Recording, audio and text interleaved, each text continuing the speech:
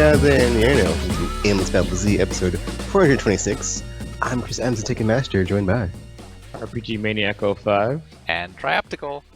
So yeah, I forgot what we're doing, so we're just talking about stuff, and then there's some other stuff that we're talking about. I mean, it's not really as structured as usual, so it's not like, we got so much been playing, we got a minute segment, and we got the news, blah, blah, blah. We kind of just, like, agreed upon some things before the recording, and didn't give them names. Because, let's trip up Taken in the intro, because it's been so long. But, you're not going to trip me up, because I'm on my A game, always on my A game. So, let's get right into it with stuff we've been playing and stuff. So, Good job. Yeah.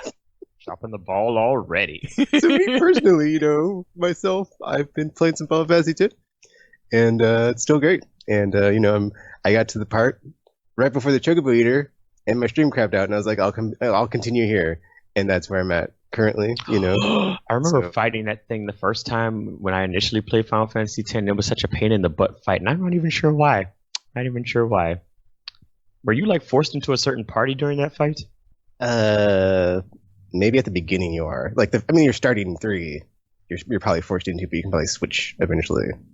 Or if you can't, you can't initially switch. But I haven't actually fought the fight, so I'm just at the inn resting before the fight. Because I remember being trapped on that fight for a couple of times, and then I just randomly beat it, and I was like, okay, cool. And I don't remember how or why. Good job, me. Good job, young me. Still holds up. Okay, so when I started the game, and they have the 2 different sphere grid thingies, is either of them a more simpler version? Because I was hoping if I chose that. The original one is the quote-unquote simpler version, because I think from my understanding the new I don't remember what the new one's called, but apparently it's requires people were talking about how it requires math and all this other stuff, and I was like, that sounds like fun. But then I picked the expert one, and it's weird because it seems like they all kind of start in the separate parts, and there's still the locks on all the different parts, but you can kind of move more freely in between each character's thingy without having to get the level 4 thingies at towards the end. It looks like, because I was looking at them, I was like, why is Tita so close to Kamari here? What? Well, Kamari was he was in the center though, so he was always close to everybody. He was supposed to be that jack of all trades, but then became useless because everybody else is better at other stuff than he was. So I might just be looking at it wrong, because I was hoping that I chose the right one though. But then I've only played it twice, because I played it on the Vita, and I don't remember which one I chose, but I was I was hoping this would just be more simpler, where I just go through and I get XP and I learn an ability, but now it's still the sphere grid, so whatever. I mean, it could be worse, but whatever. There's some other mode apparently on the menu that wasn't in the Vita. It's something, I can't remember what it's called, but yeah, whatever. I'll talk about it next time, I guess. I guess I could pull it up here on my Twitter. Was it is it a boss rush type of thing mode, or is it just a new mode to play the whole game in or something? They have the game, then it's got the Eternal Calm video thingy, and then it's got Tin 2, and it says Tin 2 Last Mission. And I was like, what's the last mission? I was like, So I don't know what that is, but I guess I'll find out when I eventually get to it. Unless it's the international version or something of Tin 2, but that seems kind of weird that they wouldn't just put that version. So I was like, who knows? So, and I tweeted, nobody responded, so I was like, whatever, man. I guess I'll find out one way or another. Besides that, looking it up now, the expert grid apparently has fewer nodes, so that's why everybody's so close together. That's why. So it is the better version. But yeah. And then when my nanos were broken yesterday, after the Final Fantasy VII Remake delay, I was like, man, that's a bummer. But then later on in the day, they put out the Nemesis trailer. I was like, oh man, that got me juiced. I was like, I want to play some Resident Evil. So I played some Resident Evil 2. And yeah, still great. So I played through Claire B? Wait, no. Is that Claire B or Claire A? Okay. So here's the thing. When I played through the first time, I did Leon and then Claire. So it's Leon A, Claire B. So now I'm doing Claire A, Leon B, and I did Claire A, so I got to go back and do Leon B since I just finished that. So that's what I'm going to do sometime in the near future. Let's see. Oh yeah, that's the other thing. It's 2020, dude. game of the month, kind of getting blown up here because I was looking forward to Crystal Chronicles. It's like the only game this month I was looking forward to, and it got delayed like in December to the summer, so that ain't happening. February games I'm really looking forward to. I mean, I could play through like Neo because I have it, and then be like, okay, I'll get Neo 2 now, but it's just like Neo 2 is in March. There's other things I'd rather be playing, so it's like, it's probably not happening. So I was replaying through Final Fantasy X because I wanted to play through that before 7, and like, because I wanted to play 9, 10, and 7 before that came out, just because I wanted to play through them again. And then that was before we had the 8, so I might go back and try to finally exercise that demon. But I think I'll just play through 7 and then 10 and then 7, and then try to get through all 3 Witcher games since Cyberpunk's coming out, so I can see just how it stacks up to CD Projekt Red's previous works that are so great. Let's see. I'm trying to think of like the stuff I've played this year because I don't want to get too into like, so these last 6 months when we haven't really podcasted. So I mean, When was the last one? Was it like right after E3? June. It was in June. It was in the summer because I was just looking up the episodes on TalkShoe and it was like June 21st or something. So yeah, back then. I think it's like right when I got back from vacation or something like that. So yeah, that's kind of. I mean, there's another game, but I don't talk about that game anymore because. Is it Destiny? Yes, it was fantastic. Yeah. Tell us about your wonderful adventures in Destiny, because we know you love it so much, and it's the best game you've ever played, and it was your game of the year because you love it so much. Continue, Tekken. I'm just gonna say, should have just not bought that season pass. What was I thinking? I was all, maybe this time, like every time, really, and then just like every time, no, why? And this is even worse because it's like there's no expansions. There's no extra DLC. It's just like, here's a season. Here's what we're doing. Here's your seasonal thing to do. Oh, the thing you had in that last season, we're taking it away. You can't do it anymore. And then all the stuff that's like already in the game, there's like tons of content here, but like don't bother playing it. It's a waste of time. And I mean, you might just like have fun, but like, why would you like have fun and like do things, but then like not want to be rewarded for it in any substantial way? Just like get glimmer and garbage drops. Like, who wants to do that? So, I mean that might sound like playing in a landfill, but that's kind of like the state of the game. So, if you like swimming around in landfills, check out Destiny 2 because that's what it is. Just a nice fun swim around in garbage all the time. And then you log back in months later, and you're like, oh man, what's there new to do? And it's like, oh, okay, well, I guess there's this thing. And you do the thing. And it's like, what else is there? It's like, oh, just the same old garbage back in the landfill, because it's just like, yeah, that's what it is. And it's just like, oh, awesome, just doing the thing, get the thing. But then, yeah, it's the whole thing, dude. It's like that's where I'm at in the game. It's like I got to a point where I just stopped caring. It's like, do I need this thing? I don't need it. It's like, oh, this new exotic quest. I got plenty of exotics, dude. It's like, what does this one do? Is it Galahorn? Is it no? Okay, well, I don't really care. Is it a Hawk Moon? Is it Red Death? It's like, oh, it's weird. I just think back to the good times of Destiny 1 of like, when I actually it was like, something to look forward to, and then like, Taken King came out and it brought it back, and it's like, new stuff coming out, and just whatever, dude. Like Arms Day was a thing. That was a nice thing. Gunsmith guns I could test out and be like, oh, what's this gonna do? Oh, cool. And then Trials was a thing. You could go and do Trials. It's like, I just think about all the things I could do that's like not in the game anymore. It's like, oh, what happened to that? Where'd it go? I don't know. Whatever. And maybe someday, but someday I won't be playing because if that crap, like this time I really am done. It's like, yeah, I'm not letting that garbage anywhere near my PS5 when it comes out. So have fun with that, Destiny. And you've lost yourself a cell and stuff. So they would be happy for continuing it on the next gen consoles, wouldn't they? Because it's a 10-year plan. Well, they're out of that contract now, so they don't have to do it. Oh. Well, then, I mean, they're probably going to, though, because, I mean, they have suckers like people like Tekken who like to keep on up in there. It was a deal at the time. It's like $60. I can get behind that. Yeah, for like a whole. At the time I was like, yeah, a whole year's worth of content for $60, and then I realized it was just Shadowkeep, and they got me, and I was like, no, and it's like, yeah, no new rates, no new. I mean, they had. I'm not even gonna get into the whole Vex offensive thing, and then like just like the whole, oh man, you guys did the thing. here's here's the here's the Vex Undying Mind, and then you fought it, and it was just the same as the other minds in Destiny 1. Awesome, but not. And then you can't even do it anymore because it's a seasonal event. And then it's like, here's sundial stuff, and it's like, I mean, save 14's back, but like ultimately, I was out in the ocean when that came out, so I didn't get to play the cool story mission unless I still can.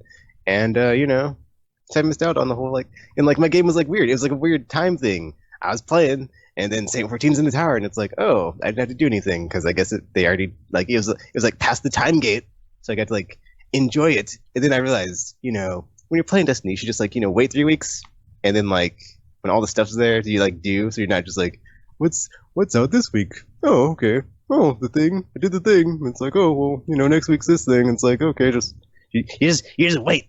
You just wait. It's just like a piece of candy, like the breadcrumbs that never lead anywhere, because you're like, oh man, there's a bit of trash on this, but I guess I'll eat it. And then it's like, oh, that's because I'm swimming in a landfill. Okay, but it's really good. It's really good crumbs. But then you're like, oh, I'm still here in this trash prison. So whatever. It's like I'm just at peace. It's like I just hate the game. I've never hated a game more in my life. Of like, there's a thing. I go do the thing, and I'm like, oh, that was fun. And then I'm like, oh, I guess I could play some Crucible for some powerful drops. Do a strike. Play Gambit. But then it's like, I don't really do any of that, so... The X-Men? Guess I'll just go... No, not the X-Men. Gambit. Well, that's disappointing. Game mode Gambit. That was... Oh, it's really like, it's like PvE, but with PvP mixed in, but it's really just PvP. It's like you're just doing your thing, banking motes. Then you just get invaded and someone murders you and your team. It's like, oh, we lost all our motes. Guess we're not going to win. I don't even feel like trying anymore. That was fun. That was cool. I just got, oh, they're teabagging me now. Great. It's like, you know what I really love in games in PvP modes is when people teabag me. It's the best thing ever. And it's like, oh, so it's like, thank you, Destiny, for like showing me the lie that is any type of mode that's like, well, we really just mixed PvE and PvP. It's really, no, it's always going to turn into PvP, dude, because it's always going to be you versus some other person, and that person's going to do things to you, and it's like, that wasn't fun. And it's like, that's why I don't play PvP games. And it's like, oh, thanks for reminding me by just sticking it all the way down, and then I was in my happy place. No, I'm not. So thanks, Destiny 2. So yeah, that's how I've been enjoying my Destiny 2 experience all 3 months of it. Shadowkeep. Okay. I was about to drop it, but then it just reminded me when Shadowkeep came out. It was like, oh, Ares is back. The darkness. Guardian. There's this Vex thing on the moon. Nah. Hey, what's the Vex? Nah. Check out the Vex thing. Nah. And then you go and do the thing, and you do the things, and it's like, oh, Undying Mind. Oh, we killed it. Okay. What's and then you'd think, oh, well, we got this whole darkness plotline going on. Maybe there'll be some continuation in the next season, and they completely drop it.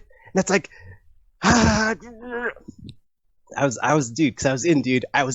like looking at all these lore videos. There's like some stupid 3 or 5 hour long lore video I watched. I'm embarrassed. I was like, oh man, I'm so in. Destiny 2. Story lore. And then they just dropped the FMO. It's just like always, always just. It's like the whole thing with Aris and oh man, the fire team, go and find these relics and do the stuff to exorcise their ghosts. And it's just like, it's like it always is. You're going up the roller coaster. As it gets to the top, it's like, and the tracks are just like the tension builds, and then nothing, and it's just like, oh, explosion and you're dead, because why would we want to have some cool conclusion or climax? But no, it's just like, we're just gonna put some rails here that lead off a cliff into a volcano, and you're dead. It's like, who cares? It's the end, dude, because we'll pick it up sometime, but by then you won't care. Just like the Dreaming City. That was great. It was like, oh man, what's happening with the prince? What's happening with the queen? Oh man, the curse every week, and it went nowhere. So it's just like, you know what? I'm sick of these storylines that go nowhere, that don't get resolved, and don't get continued or picked up on. And it's like, I remember Aphrodite when she came back in Iron Banner. That was great. And Rise of Iron. Never since have we heard from her again. And she's all like, oh, Guardian, blah, blah, blah, blah, blah. So, nah, whatever. More of that game. And looking forward to like April when I can be like, guess what I'm not playing this month? That game, because F it. F it in the B. Oh my. Yeah. I think that's all I haven't played this year because it's just been Final Fantasy and Resident Evil so far. And that game I hate to talk about, but you know, I still be playing it. But secret. I mean, there's still Monster Hunter. At least there's that. At least there's a balance in the Force of like the complete turd that is Destiny 2 and like the majestic masterpiece, greatest of all time.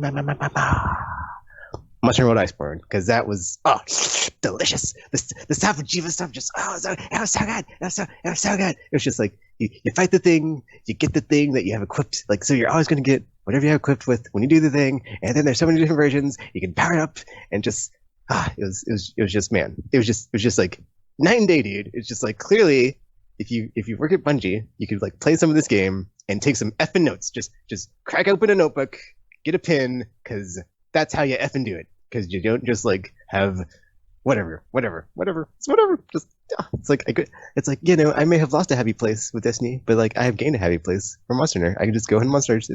That's the other thing I love about the game. It's like you know the title's Monster Hunter, and like I can just people can ask me, oh, where you knew that game? It's like oh you know like it says in the title, you hunt monsters. Monsters. I mean there's more to it than that, and like you know you will eventually fall down the rabbit hole of like oh man what I mean that's what they also nailed with like this latest seasonal event was like my character looks so cool with their sweet Japanese or Chinese pajamas. I was like, man, this is great. I thoroughly enjoy all Chinese the sweet pajamas. Things I can do in this game. Pajamas. He just calls them that. I mean, I don't know. They're clothes, you know. You can sleep in them too. Not, so not it's all like clothes are pajamas. I mean, by that logic, all clothes are pajamas. I mean, or my sweet Chinese silk awesomeness. And then my Palico got some sweet awesome stuff. And then the Safajiva was all like glowy like a Power Ranger. And I was like, it's just, man, it was just, that was so good. Man, Safajiva, dude. That was like the cherry on top. Because it's like, I did not think the game could get any better. And then it did. And they fixed all the Guiding Land stuff. And I was like, I was back in. It was just like that. I was back in. I was like, dude, guys. I hadn't played. I didn't know that like the whole tempered monster thing, when you fight them now, in the investigations, you get like the level 4 gems. I was like, oh, there's a way to farm these now. I was like, so good.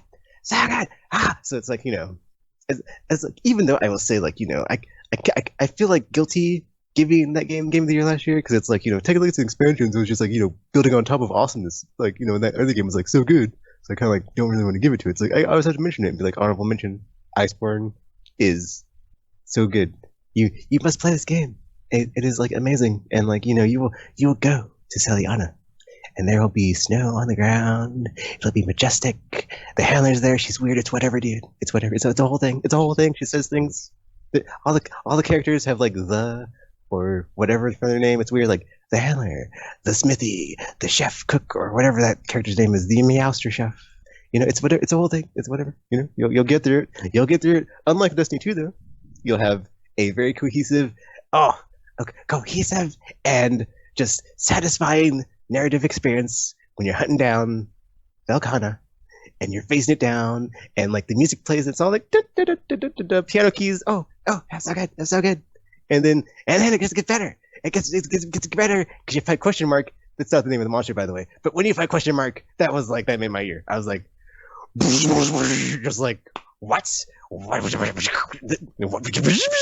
then like the cutscene that plays, it was just like super Japanesey shonen style of like Monster Hunter, yeah, or like you know it's Monster Hunter time. Just I mean they didn't say that, but it's like you felt it. It was just so good. It was so good.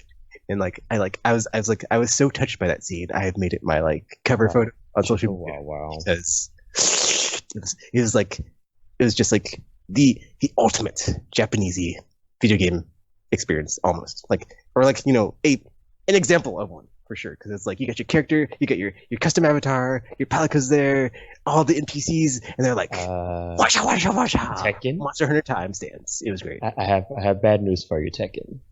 This is RPG. Cyberpunk just got delayed till September. For real? Oh, no. Okay, Okay, here's the other thing I learned when Final Fantasy VII Remake got delayed is like I have been on a whole thing of like do not pre-order a game until it's like the week of release, dude, and then it's just like it has just even more so like instilled that like that is what you do. You do not pre-order games like a month out, 2 months out, 3 months out. Like the farther away is like no, it's not safe. It's not safe. So you gotta wait until like a week before and be like, I was gonna get this game anyway, and now I don't have to like go through like the excruciating pain of like having pre-ordered a game like a year out and then like seeing it get delayed and delayed. Remember Arkham Knight? Remember Arkham Knight, guys? Because that one broke my nanos too. But like, and then Human Revolution. I mean, we can just go down the list, but like, there's no need to. There's no need to. Why bring up old things? I've learned my lesson, and being old and wise, or older and wiser, I guess. Except I'm not that old, so I guess I'll just say older and wiser because I'm not old and wise yet. So I've learned things, and yeah. This information we've just learned live on the podcast. It's like, I've only been looking for this game since like 5 years, 6, I don't know. Sorry. It's been a long time. We're almost there. Oh my gosh, I'm so sad now. It's like it was literally months away. I mean, it's still months away, but it's like it's gonna be post E3. There's gonna be like other stuff, but it's like I'm sad. I mean, on the plus side, I know I can get the Resident Evil 3 in a week, and then I guess April will be remake a month unless it gets delayed again. So, cheers. I'm sorry. That's all I've been playing. I don't really want to talk anymore. Sorry, Tekken. I'm gonna go cry. If you hear me crying, that's me.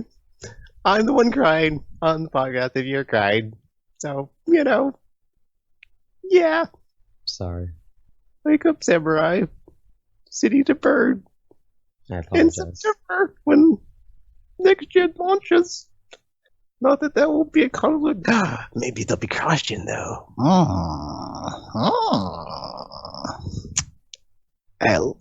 What if it's a PS5 launch title? I can still hope. I can still make this positive. Yes. I mean, sure.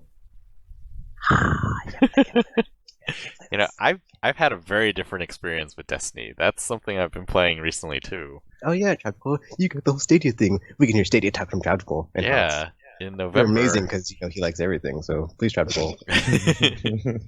How awesome it is. Well, I have amazing, like, ridiculous internet at home. No caps. Oh, yeah, you did upgrade 300 all up that and stuff, down. so- And Stadia only requires 45 down, I think. So I'm like, well, there should be no problem. And for the most part, that's been true. Especially when I play it. Like, I was worried that I would have to like figure out ways to get an Ethernet cable connected from my router to my Google Chromecast, because I already have something plugged in over there, and it's like, well, I don't want to unplug it every time I want to play Stadia. So when I got the kit, which is a Chromecast Ultra and the controller, I just plugged the Ultra into my TV, and I was like, whatever, we're gonna do this wirelessly and see what happens. And so far, it's been essentially perfect. There are very Ew. few times where Ew. it's sort of He like just said it was perfect. Yeah. I think you meant like the functionality. You didn't necessarily say that everything was perfect. yeah, per se. it works exactly as you would want it to work. Although I remember the first time I played it, so Destiny 2 on Stadia plays at 60 frames, whereas on console it's at 30. And I could not get used to it for like the first hour. It just felt very weird. And, when I jump into Destiny 2 most of the time, and I've played one raid in Destiny 2. I've only played the Callus thing, because then after that it was like raid layers, right? And I never played any of the raid layers. So it was just that, and then I had been playing Crucible every time Iron Banner would come on. I don't think I ever got all the Iron Banner stuff. So I've been playing like very, very, very casually for a long time. Yeah, And- Tropical. People have been asking, where's Tropical? Where's Tropical? I'm like, I don't know. living his life, man. Well, because the Those raid too. teams were full. They were like, "Oh, you got 6," and like, I wasn't even around when the I guess everyone like left the gap group, clan or Did whatever, all migrate. and made a new group. And so I came back and I was like, oh, there's no one in this clan, or like no one is playing in this clan. But yeah, so when I jumped onto the Stadia one, the first thing I did was like, well, I'm gonna play Crucible because that's what I do in Destiny 2. And it took that first month, like the wait times were super long because nobody was playing Crucible in Destiny 2 on Stadia, which is the problem because there's no crossplay. You play with just Stadia people, and I guess there's not a lot of Stadia people. Especially playing Crucible, it was like, I don't know, I guess there's some fear that's like, oh, it's going to be more latency or whatever, so I don't want to play competitive stuff because then I'll lose because I have more latency. And at first I thought, oh wow, yeah, the latency is pretty huge, but then now it feels like it's kind of the same. I mean, that's physically impossible, but when I switch between PS4 and Stadia, like there's no adjustment period in my brain anymore. It's just like, oh, now I'm playing it. So yeah, all of that has been really impressive. I think my favorite part. So here's my situation with Destiny 2 right now. I have Destiny the Complete Collection on Stadia, which is everything. So when Shadowkeep came out, it had Shadowkeep and it has that package where it was like all 4 season passes. So I have everything on Stadia, but then on PS4 I didn't buy Shadowkeep or anything. So there's cross save. My character is the same across both of them, but I can't do many of the newer activities on PS4. Oh, that's weird. It's weird because like you'll look at the season pass, which if you don't know is now like Fortnite style, where it's like, oh, you level up throughout the season, up to 100 levels, and then there's like rewards for each level. But if you have a season pass, then there's like more rewards for each level. And I look at the season pass on my PS4, and it just won't have. I still have all the stuff that I earned already, but then I can't. I don't know how it works. I guess like if I gained a level on PS4, then I would be able to claim the prize for just regular playing the game, but I wouldn't be able to get the season pass one until I logged on to Stadia. Probably. Mm-hmm. So I kind of jump between the two versions depending on what I want to do. For example, so like the biggest advantage I think on Stadia is that the load times are so much shorter. I like the load screens on Destiny 2 where it's you're like flying through space, right? But they're kind of long. I never noticed until I started playing the Stadia version, where it really is like less than 20 seconds sometimes. You go into the game, like you've only played on PS4, right, Tekken? So you are familiar with the cadence of Destiny 2. Sometimes where it's like, it seems like it longs slower than others, though. Yeah. But it is noticeable after a while. And then, Yeah. like the more you play anyway, you're just like, you spend a lot of time in orbit. Spend a lot of time in orbit. Yeah. So you will spend a lot of time looking at your ship because, at least on console. it is way shorter on Stadia. Like all these little load times that I didn't really notice in the past are like, oh, they're kind of gone. The biggest difference I think is fast travel. So when you're fast traveling on one planet, like it doesn't really feel like, especially on the tower, like if you want to travel from the main area to the annex and you use fast travel, it feels like it takes the same amount of time, except that you didn't have to do any of the navigating yourself. Whereas like fast travel on Stadia kind of feels like real fast travel. You just select it, and then a few moments later, you're there. And it's like, oh, this is cool.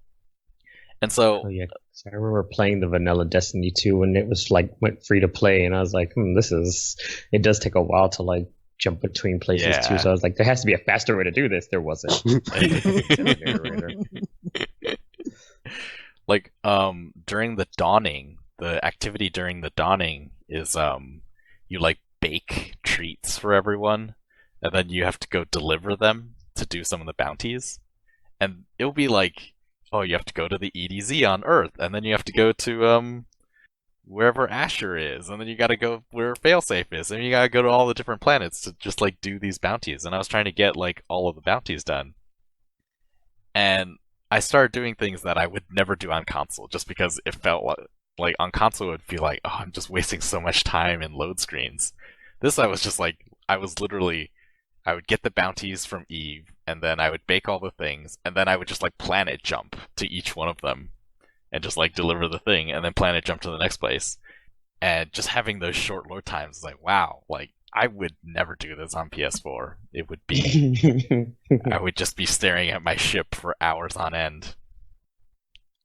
That's the thing too, because it's like, I mean, at least, I mean, I guess we can get to that once we get to our next gen talk, but it's like load times, it's like you don't really like notice how bad it is until you're doing it like a lot. Yeah. It's like, okay, this is taking you forever. Because I would routinely, I remember with Destiny 2, I would like select a location and then go off and do something, and then come back, and it would be about time. And I can't do that anymore on Stadia.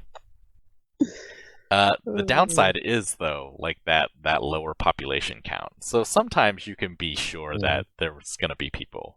During Iron Banner, like those wait times are really short to find matches. And I guess the truth is, you don't really need like hundreds of thousands of people. You just need like 60 of them. That's like 5 games going at the same time. As long as you don't mind potentially running into the same people over and over again who just absolutely destroy you, which is something I don't mind. I always feel like I'm gonna beat you this time, and then I don't. To be destroyed. And then I'm gonna beat you this time, but I don't. But then I know for a fact that there are people who cannot take that. They will just come in, say, oh, it's these guys again, and then they'll just leave your team. That happened when the Vex Manta class first came out. Yes. But then there are some activities where I guess they're just like out of date now. And this goes to the thing where I haven't played in so long. There's so many activities that I did not know existed because they come at the end of like quest lines. So I have a ton of quests that I've never done, and they're just sitting in my quest log. And then this time I was like, wow, this is like such a good experience. I'm going to actually play some of these. And I started playing through them, and I would discover like the menagerie. So I'd never seen the menagerie before. It's like, oh, this is cool. So I have to do this thing in order to get... What was I trying to... Oh, I was trying to deliver like cookies to the statue of Callus. But I didn't have the tribute hall because I had never done the invitation. And so I had never seen any of that. And so like the last part of that one is you have to complete a run of the menagerie. And I was like, oh, okay, that should be not too hard. So I like start matchmaking for it. And I never got in because there's, I guess, no one doing menagerie anymore. Probably, because of what Tekken says, like none of the gear matters or is useful. So like, okay, so now what do I do? And so those are the cases where I'll jump back to PS4 and be like, I just need to be able to matchmake. Actually, it's like a twofold problem because it's like not only is the gear old, but it never gets like phased up towards like powered at the like power that you're at now. So you always have to infuse it up, even if it's like a decent weapon. But it's like, why waste materials on like old busted crap when you could have the new hotness? Well, it sort of feels like there's like materials are more generous now. They are, but then it's like, it's so weird, dude. It's like, on the one hand there's that, but it's like, dude, like we should just throw it all out together. And if it's like, it's like I would have enough glimmer to infuse this. I should go do something regular, but it's like at that point you're just like, I don't really want to do anything. I'd rather just. It's like. Yeah. Is the glimmer limit way higher now? In Destiny, it's not a fun time. Yeah, it's like 250,000 or something. Okay. Yeah, I can't remember exactly. I was like, oh, is there no limit now? And then I hit 250,000. And then I was like, okay, so there is a limit, but I think it's a lot higher. And it just seems like, there were definitely times where certain materials seem to be totally pointless. Mm-hmm. You just have like a ton of whatever crystal or whatever, and it's like, what am I supposed to even do with these things? everything I can buy with them is just like not worth buying. Even Destiny 1, like all of the vendors sold like blue equipment that you would never buy. I was like, why is this even here? And then if I'm not buying this, like what is Glimmer even for? And now it seems like everything costs Glimmer, but you can hold a lot more Glimmer, and you still get it basically as fast or even faster than you could before. I don't know.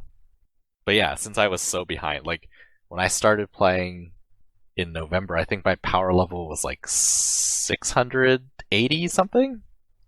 And I think the limit now is 9.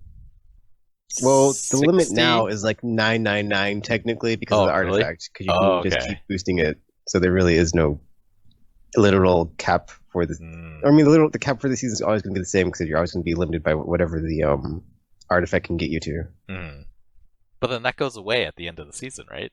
Yeah, so you have to restart. But then it's like, so it's like, but in between each season, you're only going up 10. So it's like, I want to say, I mean, it's weird because it's like you have the cap, the SARD cap, that I'd say 950 or 960, I think.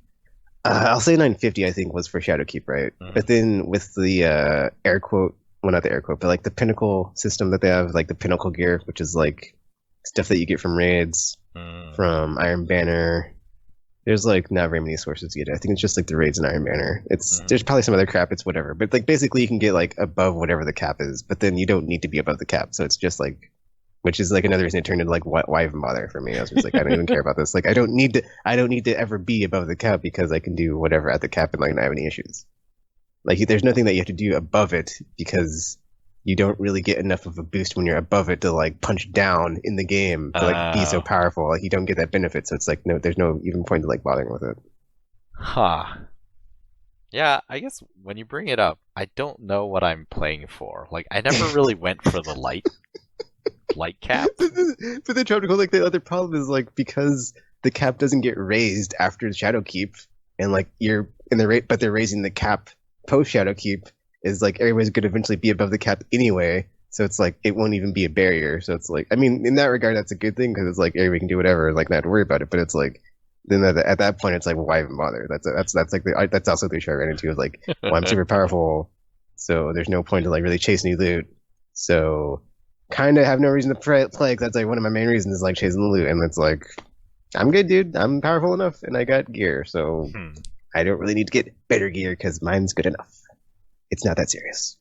I mean, I think it was an Iron Banner week when I seriously started playing again on Stadia, and it was just like, because I've missed so many of them, like I hadn't seen that Iron Banner gear, and I was like, oh, it looks pretty cool, except for the helmet, so I don't care about the helmet, but I'll get the rest of the stuff.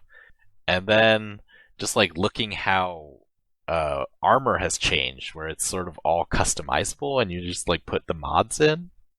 And I started thinking, is it possible to make some sort of crazy, overpowered in one way type character?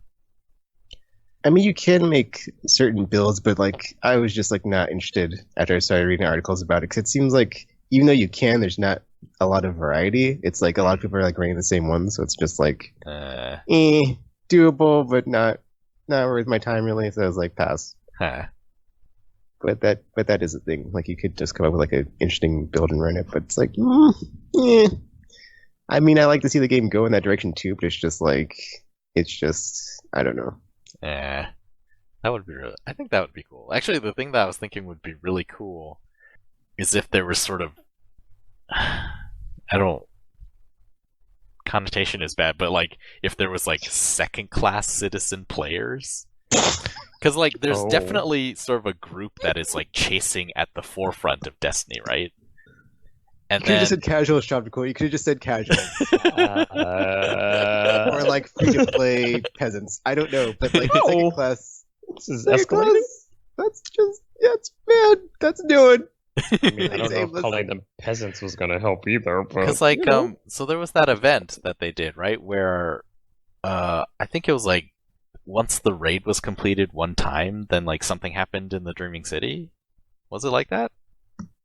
Uh-huh. And so that's when the curse was lifted. or began. I Okay, can't yeah, remember. yeah, something like that. And so, like, that's sort of cool to me. And when I was playing, I could see it both ways. Like, on the one hand, you bought the game, so you sort of want to be able to access all of the content. But on the other hand, it's like, I'm not one of these people who's going to be at the forefront and, like, trying to solve all these mystery things and then, like, figuring it out and then actually doing it. And so I thought it was, like, really cool that they made this stuff that was, like, I'm assuming like it was really challenging or really cryptic or something like that, and some people went out and figured it out, and they had a really cool experience doing that, and then the rest of the sort of general population of the game just sort of lives in the aftermath of that having happened. Aftermath. And I was like, then you could sort of, you could potentially make it's sort of like the Ready Player One thing, where there's like those weapons in the game that are just one-off unique, so not everyone can just follow the steps and get it. I It's mean, like one person got it. there kind of is stuff like that because the like the raid exotic you have to do so much crap for, and like I have a share button of it, but like there's one step. I mean, it's like it's kind of like that because you can only do or the final step to get it. You have to do all of them within one raid, so you can't just like go to orbit and then come back the next week and be like, all right, let's pick up where we left off, guys and ladies. You have to basically just like do a bunch of crap, and like there's one step where like I have a share button, but I haven't uploaded it, but like there's a room, and like the whole mechanic or one of the main mechanics of the raid is like tethering together and then connecting parts. So you all have to tether together and then solve this puzzle and like on the floor. And it's so okay. And then like the group that we're playing with, like there was a real it's so funny because like the reason that we got to like where we were at and like we're able to like focus is because like there was a huge argument beforehand. Like, no, this is how this part works. You have to step on it like this. It was just like, man, it was pretty entertaining. And so after we focused up, after the huge argument, we were able to just like get it in one go, and it's just like, see guys, all it took was for all of us to get mad at each other and yell, and like we and so it was just like you go through things in that game. I gotta and, watch like, that one. That's part of the Destiny magic.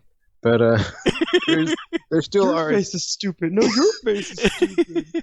there are still guns like that because even like the exotic raid weapon for the Anarchy grenade launcher for whatchamacallit, not Wrath of the Machine, but the other Fallen Strike that's in Destiny 2, I can't think of it. It's like it's that one with the Anarchy and like the Metal Gear Solid stupid mech thing boss.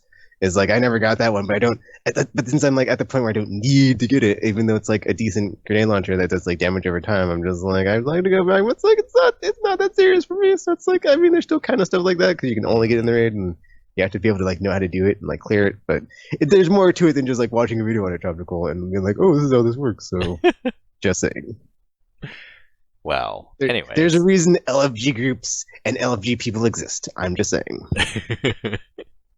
And Gamer had like a tweet a couple days ago, and I wanted to ask him what happened because he was like, "Whew, LFG groups, something, something, something." And I just like every time Gamer has a story of like, I was with this group and we're doing this. It's so funny because it's like two things either happen. It's like Gamer goes off to like chase the loot in the space hamster wheel, and like it's like either they just fell miserably and it's like, dude, I got this story, or like he's like, dude, I was with this LFG group. And they had this strategy, and it's like he like goes out and like learns intel of like how we were doing it versus like how they do it, and it's like actually better. And it's like we never thought about that. That's a good idea. And we just like take the idea and use it. It's so funny. It's like go get the cheese gamer. Go get the cheese gamer. Come back to us. Like he's in a maze looking for the cheese, chasing the loot. It's like guys. So great. I missed that. And it's funny because like that will always like give like the commentary of like the lowest common denominator of like how to like do things like the easiest way in this game, like how people that like just do that and just I guess there are some things that are. That's why I love hate it. Is like I still get the camaraderie with my friends of just like, hey guys, this thing happened. You'll never believe this. Or just when, we do stupid things, and it's like, oh, I was standing on this thing and I was dying, but, I didn't know I could move, but I could. Sorry. So, yeah. Man. Someday. Yeah. Well.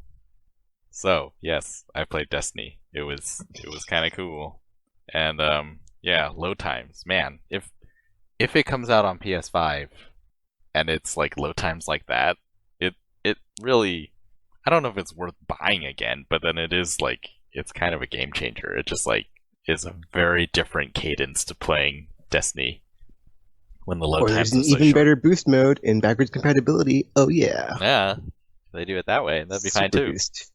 Hyper boost. Man,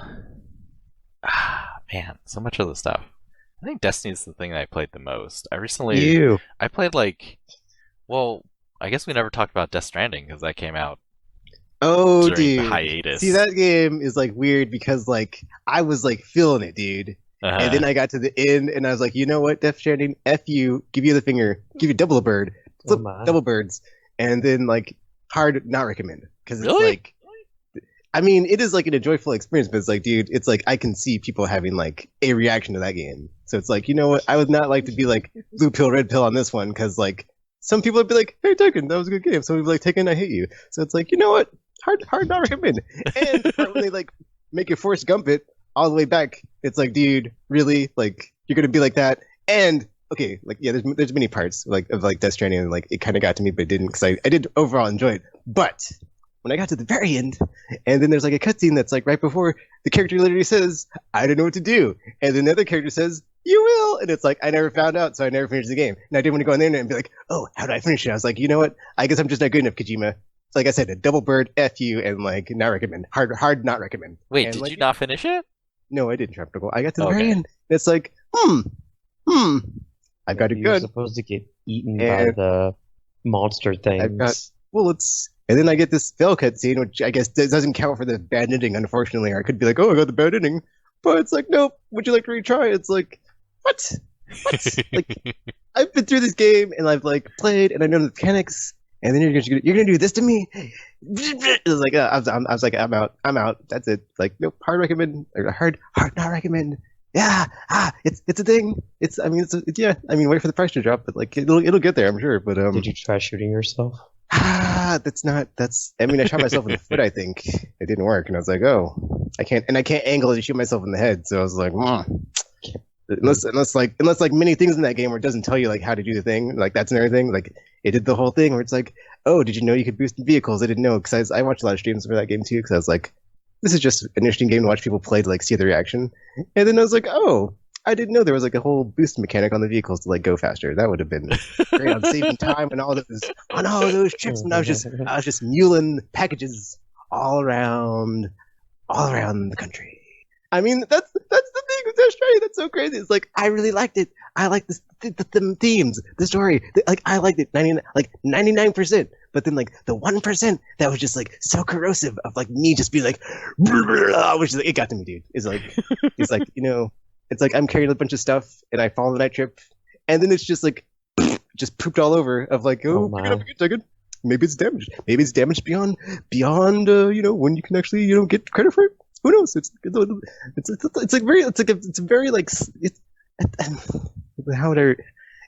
like a very humbling experience actually, because like the first mission when I like fell flat on my face and like I could like had to like, it was really weird because it's like I've got so much, you know, I've played so many games over so many years, and it's like learning how to walk again. Like I'm a child. And like that's how I felt. I was like, oh, okay, so just hold on. I did like, oh, just walk along. Oh, it's like, oh, I'm not balancing right. Oh, and then just fell flat on my face and damaged my package. And I was like, oh no. I don't even know how to walk in this game because it's just. And that's like the main thing you do. And it's like, oh, this is how it's teaching me. Thanks. Couldn't just like be more gentle, Kojima? Couldn't just. No, it's like tutorial. Here's the thing. Go carry the thing. Oh, you fell. Oh, did that hurt? I'm sorry. I don't care. Get up and continue. So, I did overall like it though. It's just, yeah, it's a bit abrasive. Just. I mean, it's like it just sprinkles enough salt. Like I said, that 1%. It's just bitter enough. It's bare enough. He like jagged, cold, bare little pills. Okay, I'm sorry. I mean, I overall do really like it, but it's just like, you know, the little things get to me. That's why I have the reaction to Destiny. Is like, you know, spend enough time is the thing. In that game, you spent a lot of time. You did a lot. I could walk 1,000 miles. Yeah. I mean, overall, I like I said, I overall like it, but it's like I would not recommend because, yeah, you'll see when you play it, and like judge for yourself. But yeah, yeah, we can compare notes because I got to the end, but yeah, when you had to Forrest Gump it, dude, I was like, are you for real? That part was... I mean, on the one hand, I did enjoy that because it was just like the simulation level of like I'm literally walking across the like running. But then it was just like, I didn't ask for this. Why Kojima? Why are you like this? Like, why? But then it's like funny because I also like after I got to that far, I like started looking at the reviews and stuff, and then like, and the Giant Bomb, like their very first preview thingy when like they showed, I think the title is like, we play Death Stranding for 30 minutes and talk about it for something, or like there's like a specific amount of time because like there's a specific amount of time that they can like do because of the embargoes, but like. Like when Jeff Gershman is like connecting the dots of like why Kojima like put all these things in the game of like your handcuffs are like your phone because he had these connections to Konami he had to express in filling through the game, and this is why he feels this way, and like it's like, oh, I didn't get that connection, so I was like, yeah, that I can see why he kind of did some of these things, and like why like he's expressing himself through the game. It's very much because he's an auteur, and it's like, yeah, I can like I mean that's the thing is like it does the thing where it's like very Kojima and like super just out there, man. Like all the cutscenes when you're going up the elevator with your BB and you connect it, and it's like, and then it shifts to that perspective, and it's like you just see some dude all up in your face, fisheye lens goggles perspective, and he's just like BB BB BB BB. It's just like whoa. Okay. I knew there's gonna be some weird shit in this game. I was not ready for that. Okay, I was not ready to have some dude all up in my baby face, just like BB today I will read to you. BB today, BB. Oh, really? It was weird, dude. It was weird. I mean, I'm all in. I appreciate it. I like his weird style, and that was out there. That was like even for him, but like it was like. That's very Kojima. So it checks all the boxes on a Kojima game for sure. Do they explain the reasoning behind the whole baby thing? Oh, they do. Yeah. There's a lot of if you're a fan of the Mass Effect Codex, which I am. There's every piece of like text in the game that you can read from a file that you pick up is like so just like tied into the story and the lore. But there's so much of it. It's like, couldn't there have been some audio logs or some video? It's like, no, it's like, dude, after I finished reading all that stuff, it's like, I must have read like a book worth of like text in this game because that's how much there is. I mean, that being said, it's all there. It's all tied in. Some of it's weird. There's a lot of weird. I'm not even gonna say anything because I don't want to spoil anything, but man, like I said, dude, it's out there and it goes there. But, like I said, I didn't like I said, overall I enjoyed it like 99%, but when it wanted to like, smack me in the face and be like, oh, you're not good enough, Tekken. You're not worthy. You don't know how to do this. You're stupid. I mean, that's how I felt. I just felt, I felt insulted. I felt insulted because I was like, I've played this game for how long? There's even like I guess I can't say, but like there's like a lot of cool stuff. And then I get the end, and then Sam's like, I don't know what to do. And I'm like, I don't either, dude. We're in the same boat. And I guess we're never going to see how this ends. So, whatever. Thanks, Death Stranding. Double middle Maybe finger. you're supposed to just stand there. And just... RPG. That's not what you do. That's not what you do. Maybe you're supposed to do the most counterintuitive thing you do in a walking simulator and not go anywhere. I did a lot of things, and none of them worked. And I was like, really, Kojima? It's gonna be like I felt backstabbed because I was like, I was on board.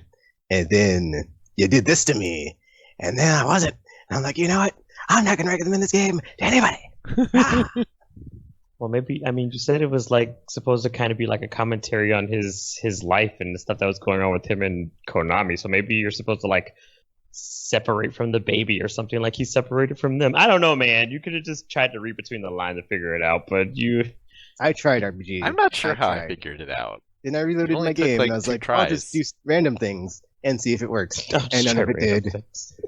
And I was like, I guess I'm not very sure in this game, even though Gamer says the ending's amazing. So it's like I kind of want to look it up, and then I don't, because it's like I haven't earned it. So I was like, oh, well, I guess this is just the way it's going to be. I'm not going to submit to the online game facts that not all, but like a lot of the internet has turned into of like, oh, how to do this thing? Just look it up. It's like, no, I'm not going to do it. I'm just going to be at peace of knowing I couldn't finish Death Stranding, and I wasn't good enough, but it's fine. It's whatever. At least I wasn't like the people that like quit not all the way through. That's like I got all the way there, I just couldn't finish it. And then at least I'm not someone that's like, I don't like this game because it's too much walking, or it's boring, or all the other lame reasons about like, oh, I don't like because you can't kill or shoot things because I didn't get far enough into that part. Yeah, I mean that's the thing I did appreciate about that game. Like mad respect of that game because like you don't get your first gun until like 30 hours in or 20 hours in or something absurd, and like it's just a bolo gun, and it's like this doesn't. I was like, I finally got a gun, and I was like, wait a minute, this gun shoots ropes? What? And then it's like, whatever, because it's like, because I was just playing like Metal Gear Solid anyway, so I was like being, non-violent and non-killing, and then or pacifistic. There we go. And so I was like, I can respect this. It's like a train gun essentially from MGS, because like it's not the same thing, but you tie up a dude and you can just punch him up and knock him out. It's like, oh. It's so funny because like as weird as it was, I was like, this gun shoots ropes. I used it and I was like, wow.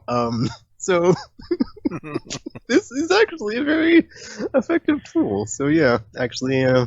I think it's weird, but then you're using it and it's like, this is very, very, very, very well designed and works. So why don't these exist? Why don't the cops just use bolo guns is my question. Because they have tasers. You could just tie a person up and they can't move, or like, yeah, like maybe it made my brain go in like the way, like in that way of like, why don't guns like this exist? Why don't we just use like glue guns and like you can't move? They have tasers. I mean, you can die from that RPG. You can also not die from it. So that's not good. I think you could kill someone with a bolo gun. I mean, you could if you try hard like enough. The functional use of it is just like so there of like, this is a much better thing than actual bullets. So like a taser. Just do that. You and the taser. What is it with you? I'm just trying to let you know, man. You're stuck on this whole bolo gun because somebody can strangle you with a rope. Shock. There's like that thing. That's electric shock is like way more of an invasive. Yeah, you know what else isn't fun? Getting strangled with the rope, Tekken. I mean, only if you shoot him in the neck or like around the neck. I mean, which you can do in the slower game. And painful death. Just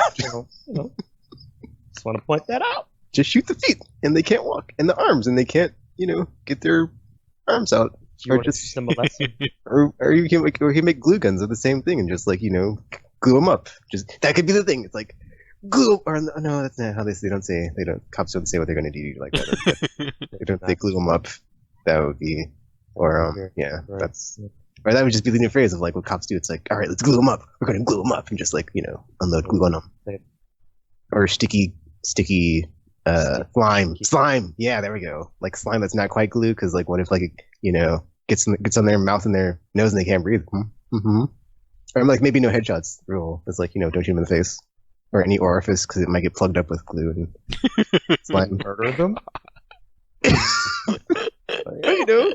I'm just saying, there's, after the bolo gun, I'm sure there's more functional ways that you could like go with apprehending suspects and tasers, incapacitating people that don't involve electrical shock. I mean, again, being strangled by rope is a much worse and slower and painful death. It's like, more painful death. Would you rather be don't tase me, bro, or don't bolo me, bro? I'm just saying. I would rather get shot with bolo me, bro, because tasing is a lot quicker, and dying slowly from strangulation is, unpleasant. That's only if they shoot you like on the neck. And who's to say they won't, Tekken? Who's to say they won't? They could get some sort of people like me exist, Tekken. But where it like doesn't fire if it's. I'd be like, hey, let's use this bolo gun on your face and see how it goes. And next thing you know, you're getting strangled. Is that what you want, Tekken? I love how it's like, you know what, guys? You've got a bolo gun. It ties people up. And then your immediate thing is like, all of a sudden, they're just going to shoot people around the neck with them all the time. It's like, that is very much not how you're supposed to use a bolo gun. That's, no. Well, you know what? You're also not supposed to use a lot of things to kill people, but people get killed with random stuff all the time, Tekken. So you know what? There's always going to be somebody, Tekken. There's always going to be somebody. Somebody who's thinking things like me. They'd be like, let's test this and see what it can do. The next thing you know, you're putting glue in people's mouths and they can't breathe. And it's a whole mess. It's a whole mess. T-shirt gun. Maybe it's like glue, but it's like if it comes in contact with like the inside of your body, it changes to liquid or something. That's what kind of technology are you assuming exists? I'm just saying, it's 2020, dude. We gotta start thinking of like next gen solutions for everything. Or like future proofing and stuff.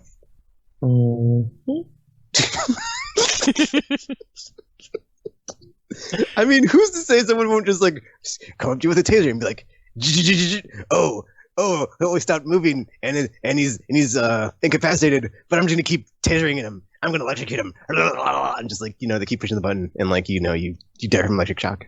Kind of like getting strangled. Because they don't stop until you're dead.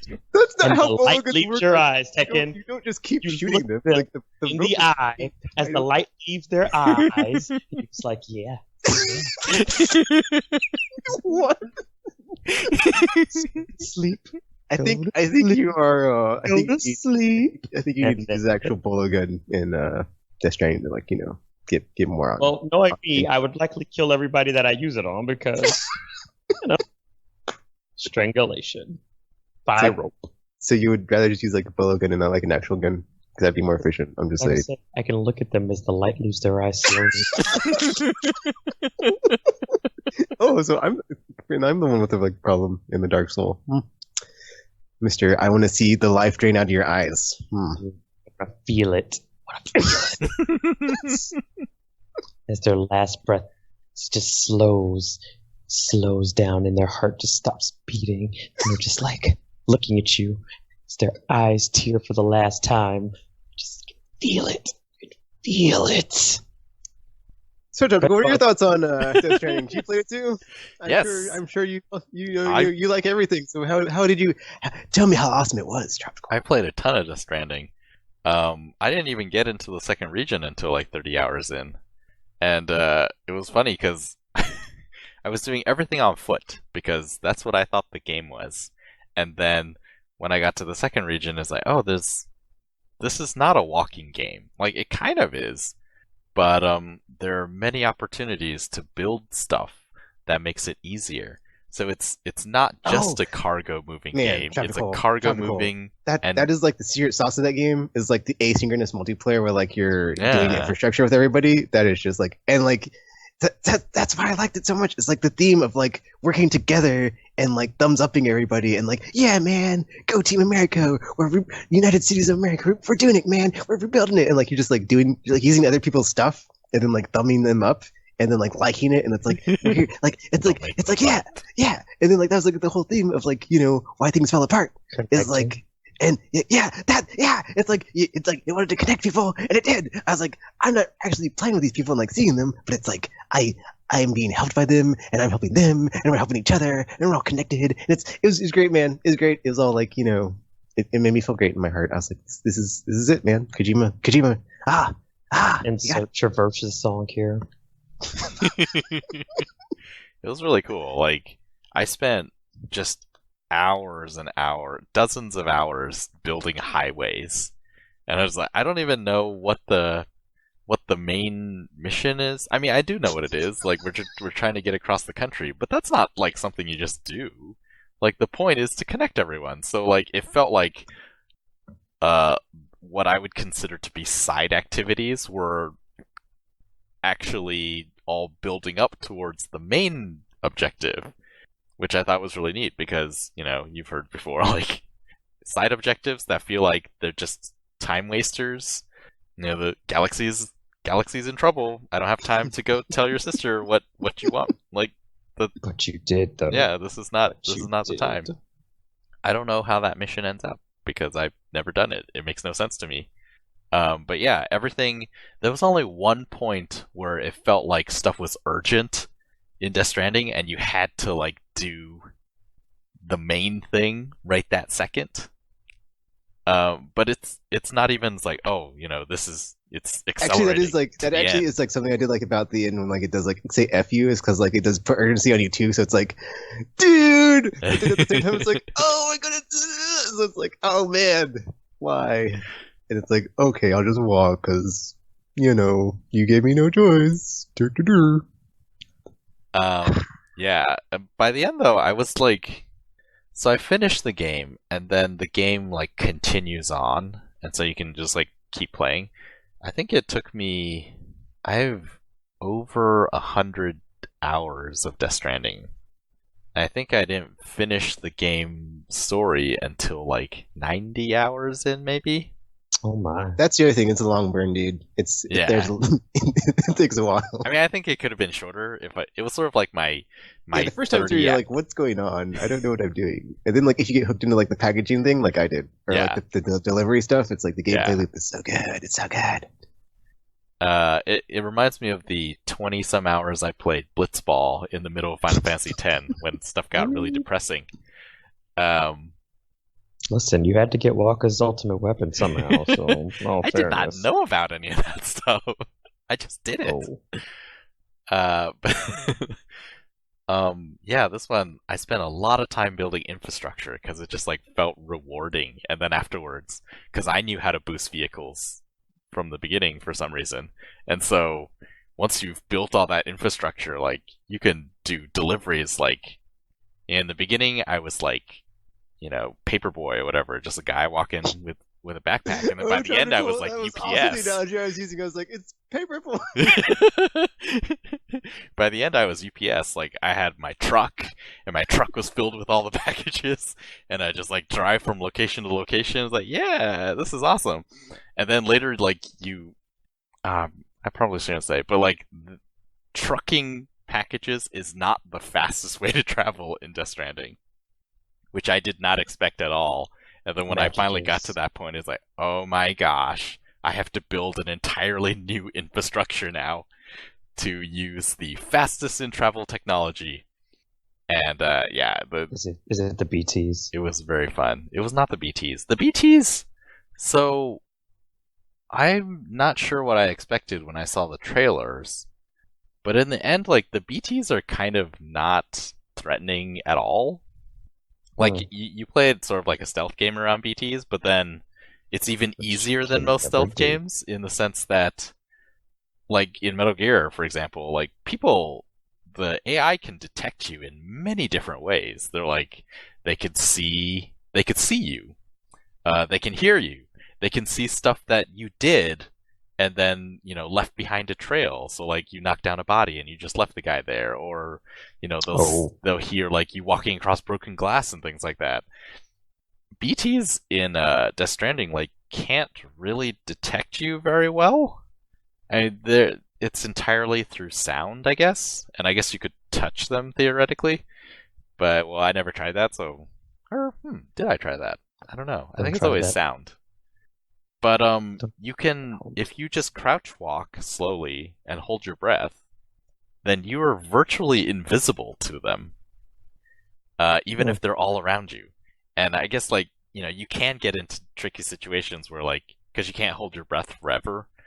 But yeah, I felt like the stealth was extremely easy, and then you get to a point where you get this other ability, and then it just becomes trivial. Like the stealth is just entirely trivial.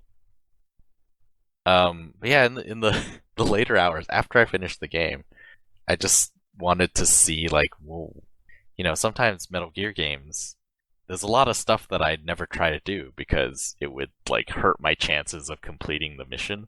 But now that I've finished this game, I'm just gonna do random stuff and see what happens. And so like there were times where I'd just go out into the world with the goal of fighting BTs. And I would just like run into BT territory and get caught, and then have all these giant monsters come and then fight them, and then gather my spoils, I guess, and then like go back and like gear up again and then go do it again. And I was just like having fun in combat mode. Yeah, so I don't when was the last time I really recommended a game? I guess it was only VR stuff. Yes, I could see Death Stranding being like really boring to some people. It's all about world building and getting molested by evil creatures from the beyond. Yeah, they touch you all over. Back of the box quote. You're welcome, Kojima. You're welcome. I really just like love the way like it does like hit the theme of connection though. It's like you have the Wi-Fi that you are connecting across the country, and like everybody's in their own like little different bunkers that you're trying to like deliver packages between and like keep the keep society going. It's just like, oh.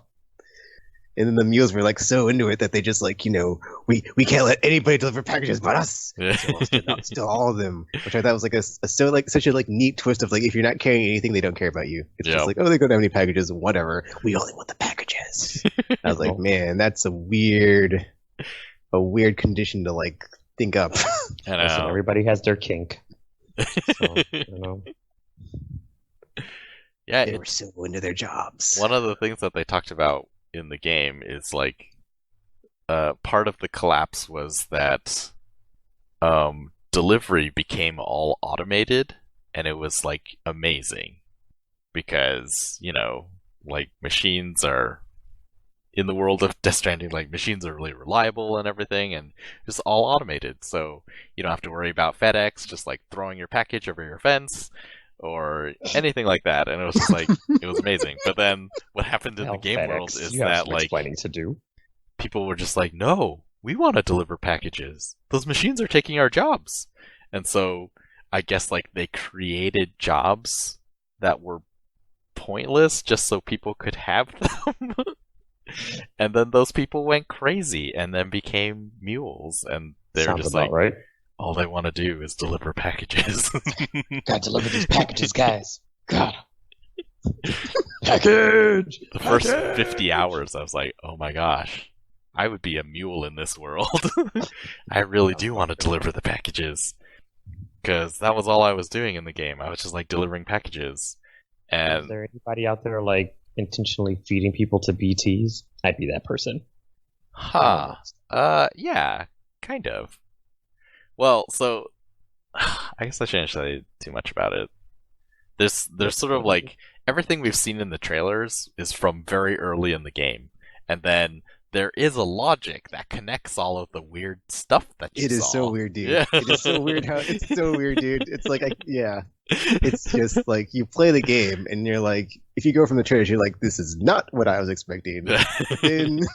But then when it all comes together, because It's like like- I said, when you're getting those BT memories as you're going up the elevator every time, you're like, how is this going to connect? That's how, like that's I mean that's the reason I would like only like some people I would, or like even though I wouldn't give like a hard recommend, like there is that like thrust of like there's like so many breadcrumbs in this game of just like where the F is this going? Yeah. Where like how does this all connect? And then when it does, it's just like It's just like, what?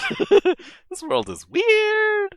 it's and then like the whole there's man that like this I mean on so many levels it's such a good game, and then like you have like the whole Jeff Keighley character and like the whole talk about like the Ludens and like just like the worship of games and video games like like on the meta level. Like there's a whole scene later on, I can't say what happens, but like Tropical will know like when they're having that happy run on the beach, and it's just like, did you really just say that? She just said that. Did she really just say that? She really just said that. It's like, I can't believe it went there, and it went there, but it works. But it's so effing weird, and it's just like, wow, just as much as it is a masterpiece, it's just like I gotta give it the finger because what it did to me. But I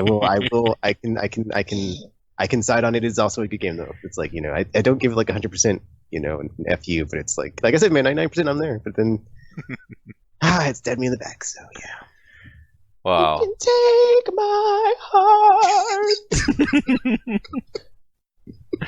Yeah, I liked it a lot. It was beautiful. And then like it's It funny looks so good. because like Troy Baker gives like probably like one of the best performances ever in any game he's in, but he's barely in the game. And I was like, as much as he's like not in the game, that was an amazing performance.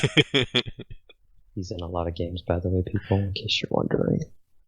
Yeah, everything works together really well in just like the game systems. Like early on, a really cool moment was, you're walking across this terrain, and the terrain is ridiculously rough. There's just like little rocks and stuff, and it's sort of like when you play glitchy games and you're just like walking across a smooth surface, and yet you keep getting hitched up on things. It's like, what is going on? But in Death Stranding, like you can see all the stones and everything. It's like, oh, you're getting, you're hitching on all of these little rocks in the path because there's no path. It's just like little rocks everywhere. Yeah, it's like Kojima's personal shoot the glass scene. He's like, you know what I'd like to do? I would like to teach the gamer how to walk and like from the beginning of the game, and just force this upon them, and be like, "Oh, you've got this down. Shoot the glass." It's like, "Oh, you found a vehicle. You think it'll be useful?" And like, but there's no highway, there's no infrastructure, so have fun going from point A to point B and just like bumpity bump bump, bumpity bump bump. And while you're doing that, your package is damage. How's that feel? So yeah. But then, yeah, like, Yes. eventually you turn around and it's just like the areas that you have tread across, along with countless other unseen people playing the game. Like, it becomes a dirt path, and like those rocks get cleared out of the way. And then you can use vehicles and do all this stuff. It's like, it's so cool. And, the sort of time limit things and how they integrated having time limits on some stuff in a way that sort of makes sense with the world. They did it 2 ways. Like, one was like explicit time limits, where it's like, add after this. yeah, it was like explicit time limits, where it's like, oh, this thing is urgently needed at that other place, so take it there. And then the other thing is time fall, which is like, oh, if you're just out there in the rain for too long, then your packages degrade because it's special timefall rain that like accelerates time. And then it's like, oh, and so I thought that was such a cool concept. yeah, it's just like, oh, that's a neat way to sort of Timeline? add pressure to like the deliveries. Otherwise, it really is like you're just kind of walking, and there's not too much to worry about out there. But yeah, it's so weird because like the game also breaks all the rules. Like, or like from a perspective, you could say it breaks a lot of rules because, like Shoptical said, there are like some time limits, some hard time limits on some. Well, not like hard to do, but just like they are like missions that you have to do that have time limits on them. That's like people don't like that. And then like if you think about it, literally every mission is an escort mission because you're taking a package and getting it to a thing. And then like if the package breaks and drops, fail. So it's like not only are time missions in this game, but escort missions, and like a lot of people don't like either of those. So it's like props to Kojima, like I said, like he put that in his game, and it's like people. But it is like not it's not such a like an abrasive experience that like that's ever really an issue. At least I never felt it was. So I thought that was like actually really well done the way it's like implemented and executed. So it's like you can actually like take probably like a lot of this game if you like look at it to be like, how can we implement these systems at like on a level and like have it actually be good, not terrible. Yeah. So, Because like the RPG play this game and like have it You would not because like he to see hates this escort game. missions. I do with a passion. because it's like, But, like- it's all escort, it's all backtracking, it's all Yeah, back time dude, limits. It's just like, Man, like I said, There's it's stealth weird. involved. It's You just forced all them. disaster for me. When you force jumping across the country, I was like, are they for real? One big disaster game. but then like it sort of works because I like the reason people don't like escort missions is because oftentimes the thing you're escorting is really stupid and you just It can't is. get it to do what you want. And it's like, well, they fixed it by making them all boxes. You physically carry everything. Even there's an actual escort mission in the way that you know of them, but you don't have to worry about stupid AI because like you carry them. You carry everything. Yeah, and then like even like I said, even at the beginning when like you're smacked down when you're first learning how to walk, eventually you do get the hang of it. And it is like the way that the system is implemented is so like nuanced versus like, which is why like the only reason why it was like that at the beginning you didn't know how, because you had to balance and like all that stuff it adds, and like every time you pick up a package, or you have to like distribute the weight. So it's like a whole system of like moving in this game is like completely different. So it's like you just have to like relearn that. But I just thought like the way you're smacked down at the beginning is so hard. It's like, why Kojima-san? Who did this to you? Konami did. They hurt like- him. It's like you can just see it, man. You can just, it's like, I want to connect people. I don't want Konami to like, just exile me from my from my company I've worked for all these years. And just, man. Oh, well, that's the other thing, dude, is like you can see he just like loves America because it is very much a like, America, please get your act together. Like, don't go down this path of division. Because there's even some MAGA stuff in there, dude. I was like, whoa, that was great. That was the other great thing is like, like having played so much Metal Gear, like to see just like the sprinkles of geopoliticalness in this game. Of just like, but that was the great, man, okay, it involves a specific NPC, and like the way that goes down is like so good. It was just like, I'm not gonna say what happens, but like I thoroughly enjoyed that subplot of like the border talk of like or the text file rather, because I read it and I was like, no Yeah. way, that's great. That's great. So it turns out this is all a metaphor for how he met Geoff. Jeff, that guy. Connection. Yeah, I liked it a lot. At around the same time, I also got Star Wars Jedi Fallen Order.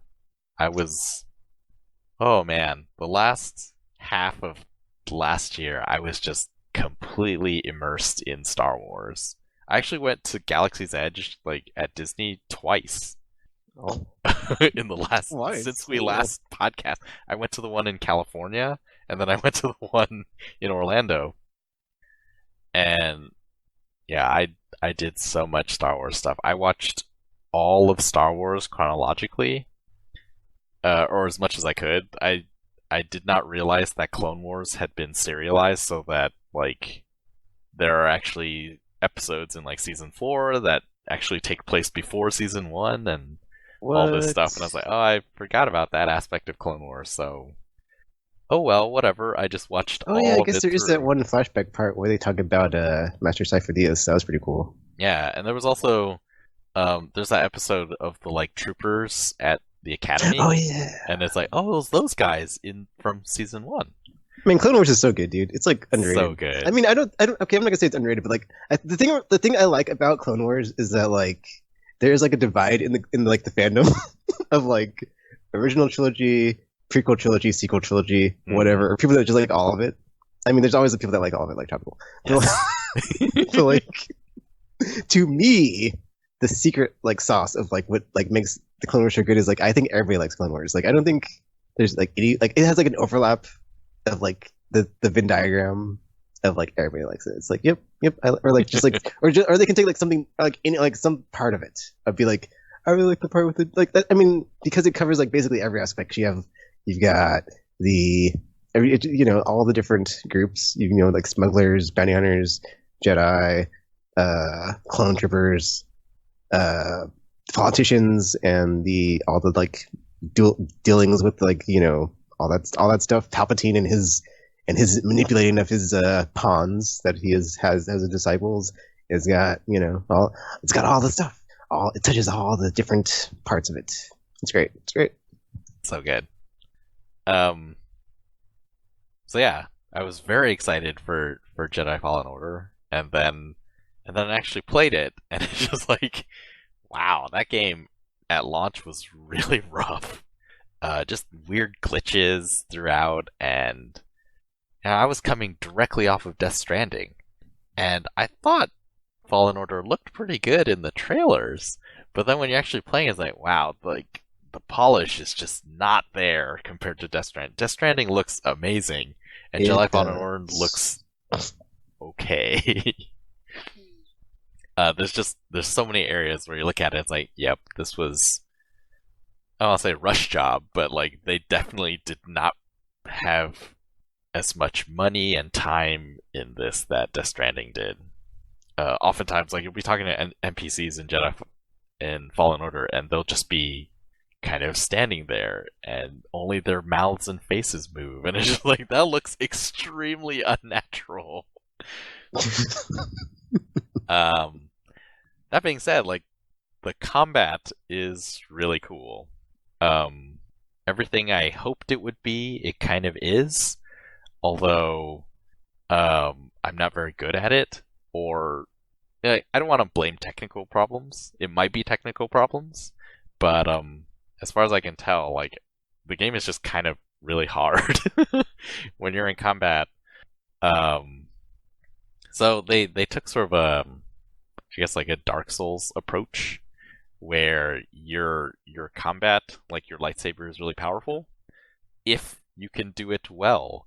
So you can't do like light, heavy attack combos. That doesn't. I mean, those exist, but like they're not as useful as if you do counterattacks, which involves pairing attacks first and then attacking.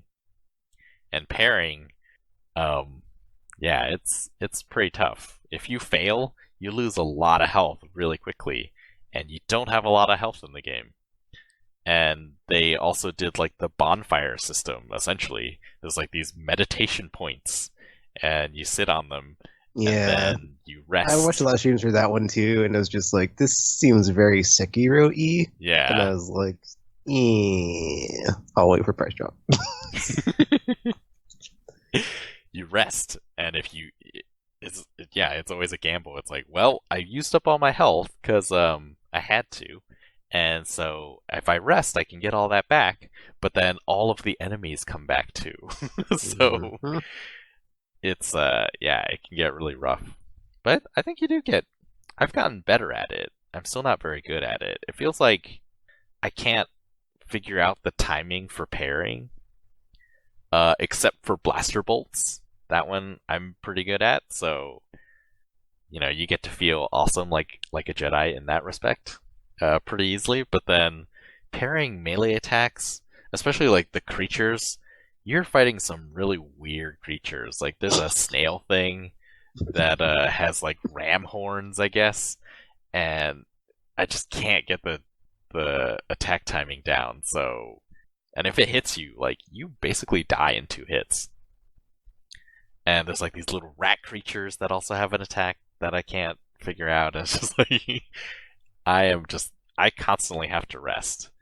Finally, like in the beginning, actually, I was just like every combat encounter felt like, oh no, here we go again. I'm about to lose all my health and use all my potions, and then I have to rest at the next thing, and then I gotta do it all over again. And so every time I saw something, I was like, oh no, it's gonna be bad. But slowly I've sort of figured out, alright, I guess the difference maker was incorporating more force abilities. So now sometimes I can like confidently run into a group of like 8 or 9 stormtroopers, and there'll be a few guys who are shooting, there'll be a few guys with the sort of electro riot rods or whatever, and there'll be special ones of those that can do like unblockable attacks and stuff, and I can like take them all out pretty easily. Animals still give me a lot of problems, and then just like figuring out more and more places where it's like, oh, I didn't have to wait here and sort of do counterattacks to take these guys out. I could have just jumped on that ledge and like force pushed everyone off of it, and then they all die. And so just like, yeah, figuring out smarter ways to run into combat has been pretty cool.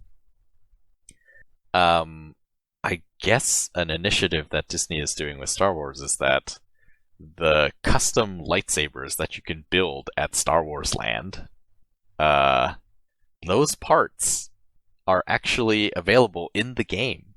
And I guess they're going to be doing more of that, where like stuff from the theme park is in the actual fiction, which is pretty cool. So apparently the custom lightsaber I built in the summer, I can build in the game once I find all of the parts of it. So I think that's pretty cool. I guess that's all there is to say about that. I was annoyed because I got that thing spoiled for me when they had that ad with with this. Well, I'm not going to spoil for anybody else, but like a certain character that you don't know is in the game. That's in a trailer. Really? It's like that would have been a really good reveal had I not have known that was going to pop up. Thanks, whoever greenlit that trailer. Good job, Star Team. Thanks for spoiling that one. I don't think I've seen that trailer, so I don't know that's going to happen. Actually, it wasn't a trailer. It was a commercial on TV. Oh, okay. Now I was thinking about it, so I think I saw it on TV. It wasn't a trailer. It's a TV commercial, but yeah, it's such a bummer. So I watched so many streams and like had nothing like spoiled that was like super story, whatever. I was like, okay, cool. It's like save until I play the game. I saw the commercial and I was like, dang it. Whatever. I guess like initially my reaction to Jedi Fallen Order was pretty bad. And the graphical glitches were just really ridiculous. Like the one that was just so jarring. You're on this planet where it's sort of storming and raining, and then in the final section of that area, like you sort of narrowly escape, and it's this dramatic escape onto a ship, and the ship goes into space and goes into hyperspace, and then you're having a scene where like the crew and your character are all like talking on the ship. But for some reason, the wind is still blowing, so you're wearing a poncho, and it's just like, it's just being carried away by the wind. And it's like, we're inside. Like, do they just turn the central air really high, or is there wind in hyperspace?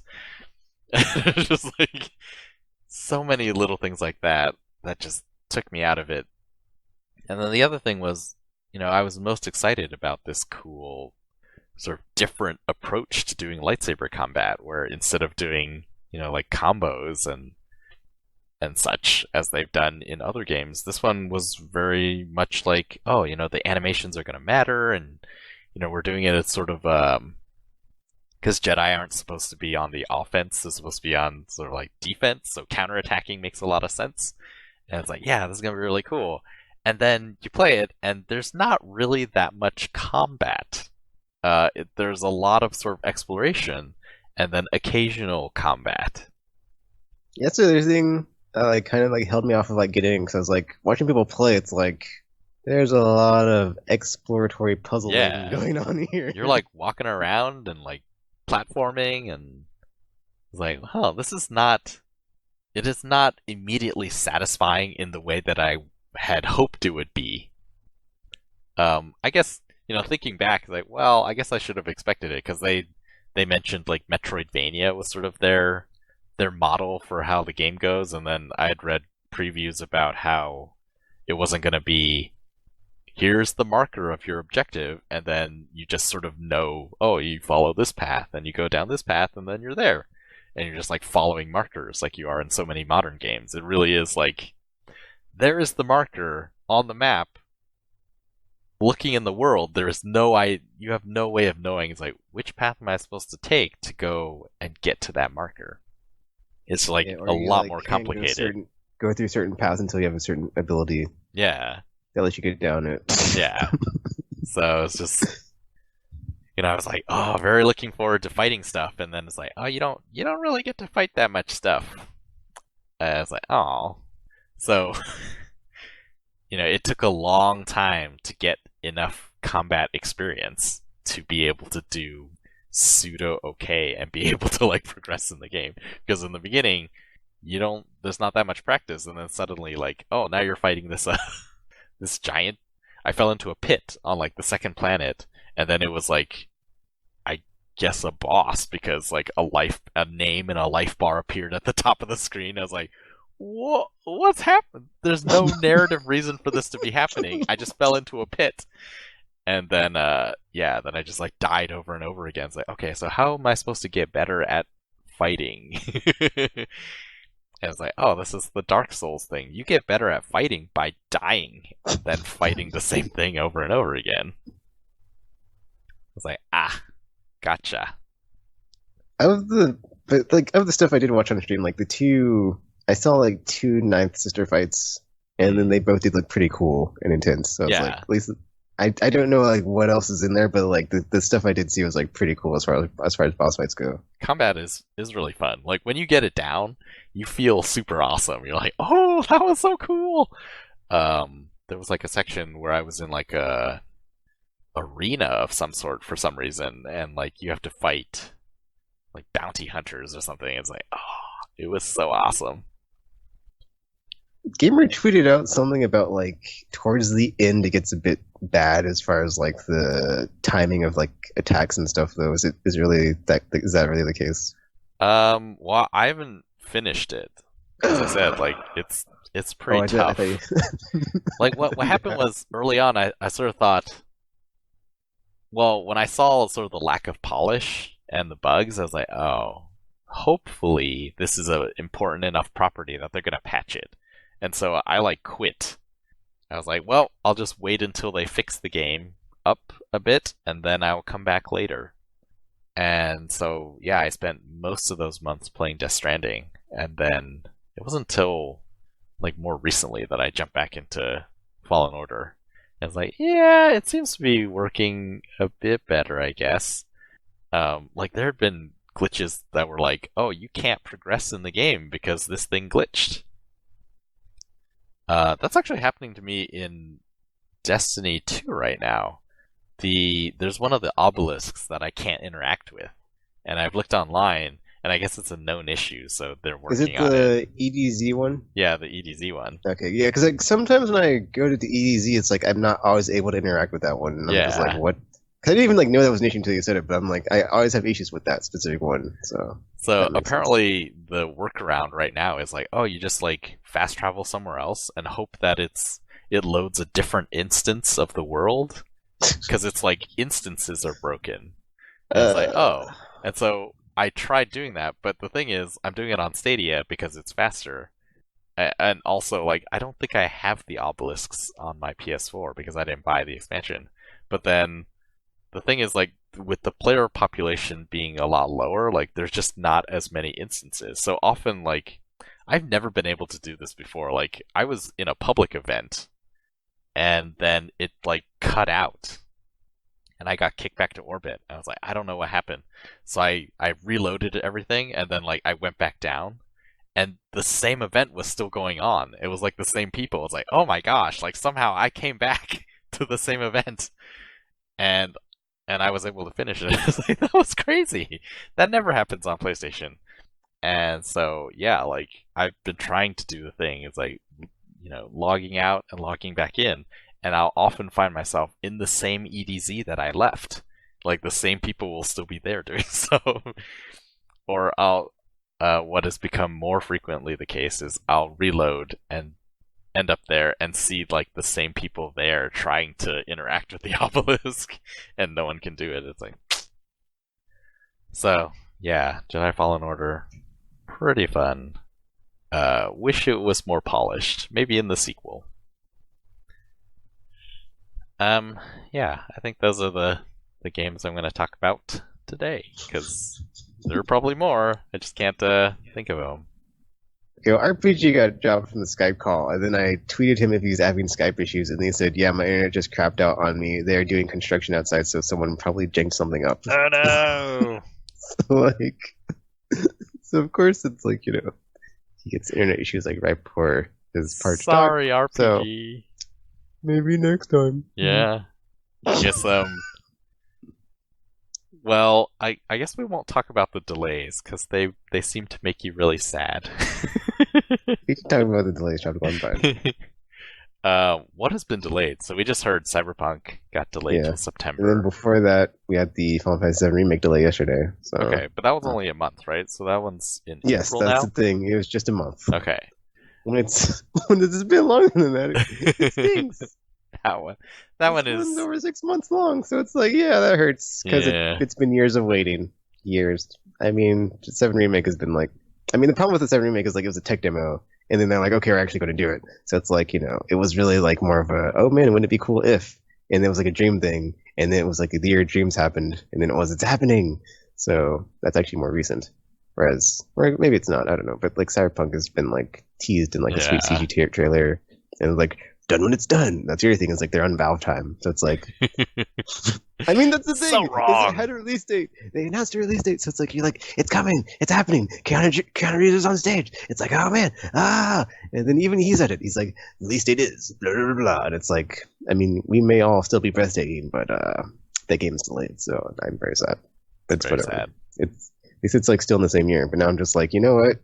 Now my brain is just in the like, well, maybe it's coming to next gen. I can just get it then. Or maybe it's cross gen, and I can just get the PS5 version. So It's like whatever.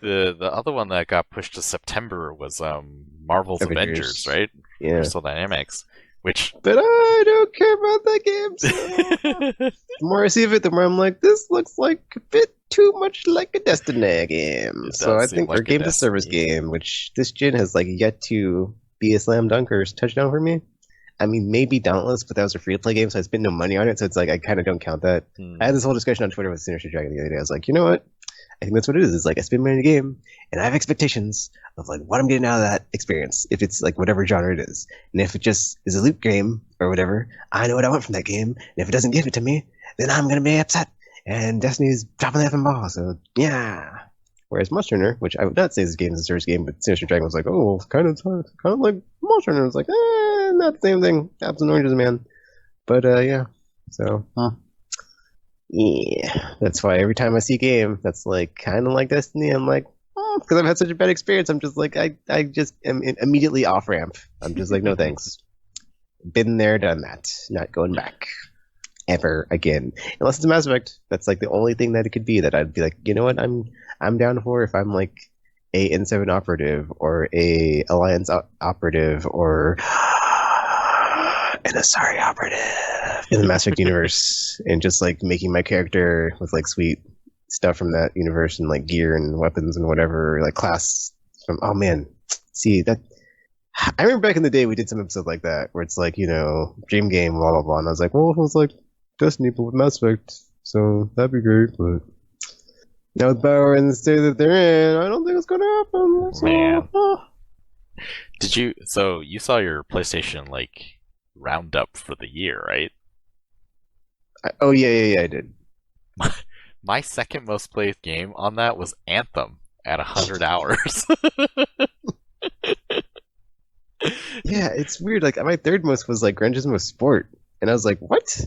I don't even remember playing that game that much. And I was like, well, I guess if I was like, maybe that was like back before I stopped playing it daily all the time, and Just, like I guess add it I up. play it every day for like 15 minutes over like however many weeks. I guess that Yeah. would be a decent amount of time. So Like my top three were what was the top one? I can't remember.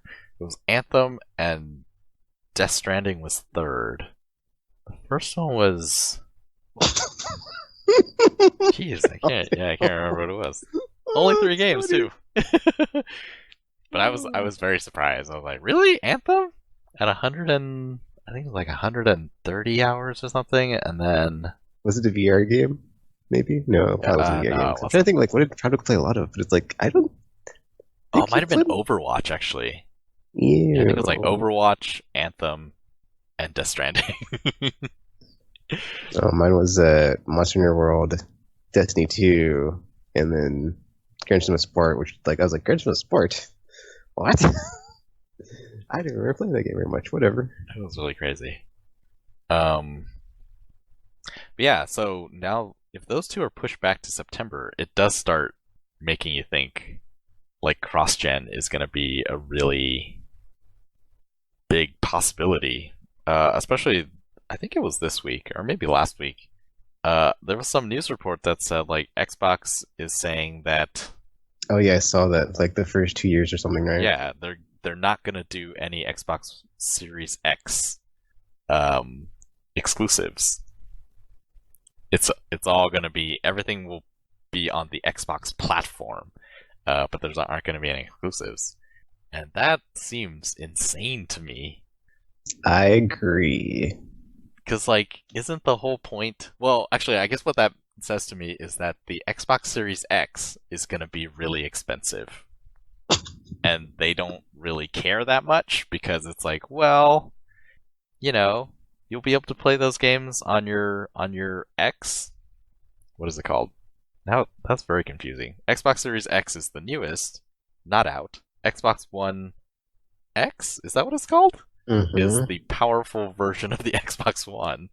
And then but like, yeah, everything is going to have to be designed so that it can work on Xbox One, which is, the weakest of the consoles here. And so it feels to me like, well, so it's going to be like this huge range, and they just won't be able to do stuff that it's like, this is only possible on this much more powerful hardware. They'll only be able to do things like, it will look way better and run way better on this much more powerful hardware, but it can't be fundamentally different in a way that is just impossible right now. I mean, I guess it'll be like more of a yeah, that's pretty accurate because it's like obviously it won't have ray tracing if it's on X and below, but if it's on Series X, it'll like for sure have ray tracing. But then it's like I guess we'll have to like wait and see like what other stuff it can do that like you can't do on this gen. I mean, like so the solid state drive loading, I imagine is like might also be like another thing, but it's just gonna like be, you a can't prettier- make an entirely different yeah. like genre of games.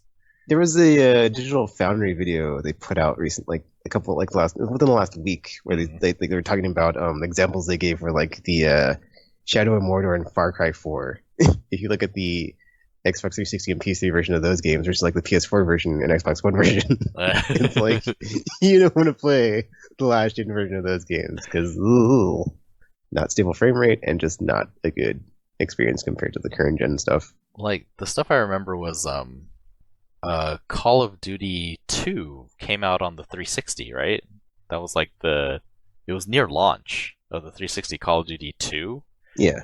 And they released a new Call of Duty game at the same time for PS2 called, I think, Big Red 1, I guess? Yeah. And like they were completely different games. And I think this generation was it Black Ops 2? One of them. Like I remember there was a game. It was like third-party multi-platform, and it had the same name, but it was like a completely different game on the previous gen systems because they couldn't do the things that the current gen ones were doing. And it's like, well, the way they're saying this, like, it's not going to be like that. It's going to be the same game across all of the Xboxes. It's just that it will run better depending on how much more hardware you have. And yeah, I don't know if this makes any sense to me. Or it's not exciting for one thing. Like it used to be, you're waiting for next gen. It's like I want to see what next gen looks like, and then when you see it, it's like, oh my gosh, that is definitely not possible on this gen. And when you hear about it, it's like, yeah, that's they couldn't do stuff like that on this gen. And like that's really exciting. And now like Xbox won't be able to do any of that. Yeah, it's like I agree, but then like it's weird for me, like because I have an Xbox One S with Game Pass. It's like I at least I'll be able to play those games without having to buy. I guess that's true. The Series X. It's like especially the first party stuff because they always put it on Game Pass lately. So it's like, oh, well, you've just saved me. I mean, I wasn't going to get one anyway, but thanks for the free games, Microsoft. I'll enjoy them. I wonder if that's like the strategy now, where Game Pass is their strategy. And... I don't know, man. That doesn't seem as lucrative as software sells. I mean, unless you get to like that threshold, but that takes time. Yeah, I mean, like that's. And since they're like so behind, it's like I mean, I could see them getting there eventually, but I don't know. In the short or in the long, I don't know. I guess in the long term, since they got beat down so much this gen, like they didn't sell 100 million like Sony did, so it's like that is probably a safer bet for sure. Yeah, I think that's what. Because if I look at it, there are more games now coming out every day than ever before. And so, like, every game is competing with just a lot more stuff. And so if you have something like Game Pass, then a lot of, each individual game doesn't make as much money back, I guess. So you don't have sort of your, like, runaway hits where it's like, oh, this game is just, they sucked up all of the revenue for the entire season. And so every other game just kind of dies. With Game Pass, the same amount of money, I guess, probably gets absorbed, but then it's like into the ecosystem. So it's not all concentrated around one or two big hits. It's like more spread out among lots of different games. Also, it is like it's an interesting scenario too because there is like the try before you buy factor because when games leave Game Pass, they also have like discounts on them on the store where you can like buy them before they leave, or like when they're leaving you can like buy them and then like keep the game and like not have to worry about it not being in Game Pass anymore and still be able to play it. Is there like a large library of Game Pass games that leave every month, or is it not really? It's not. It doesn't seem like it's very many anyway. There's like a big collection, right? And then just like a few of them leave. Yeah. I don't know. It's not really noticeable to me because it's just I don't use it. But then it like when I look at the list, it's never like a ton of games or like games I care about playing that like before they leave. All the time anyway. Sometimes there's like, oh, I wish I would have got to playing that, but there's usually all. That's like, I mean, I love Game Pass, so it's like, to me, like, it's always like, I never worry about that because there's always something in the current library that's like I want to go back and play, so I'm not really worried about like what's leaving. So it's like, kind of like Netflix. Yeah. It's like, oh, no, not there anymore. Whatever. My queue's still got stuff in it, so. Like, what was the thing that sort of made it? Well, I mean, I guess free to play, right? That model is sort of an example of this. Like what you were saying earlier, they have to hit certain thresholds, but it really is. Everyone thought, oh, like Nintendo is still like that. We have to charge a certain amount per game to make back the amount that we put in, or to like get to earn the amount of money that we want. And then free to play sort of turned it all upside down, where it's like, no, all we need is a ridiculous number of people playing it for free, and then even the tiny 1% of those people, if they give us money, then we'll be able to make the money that we want to make.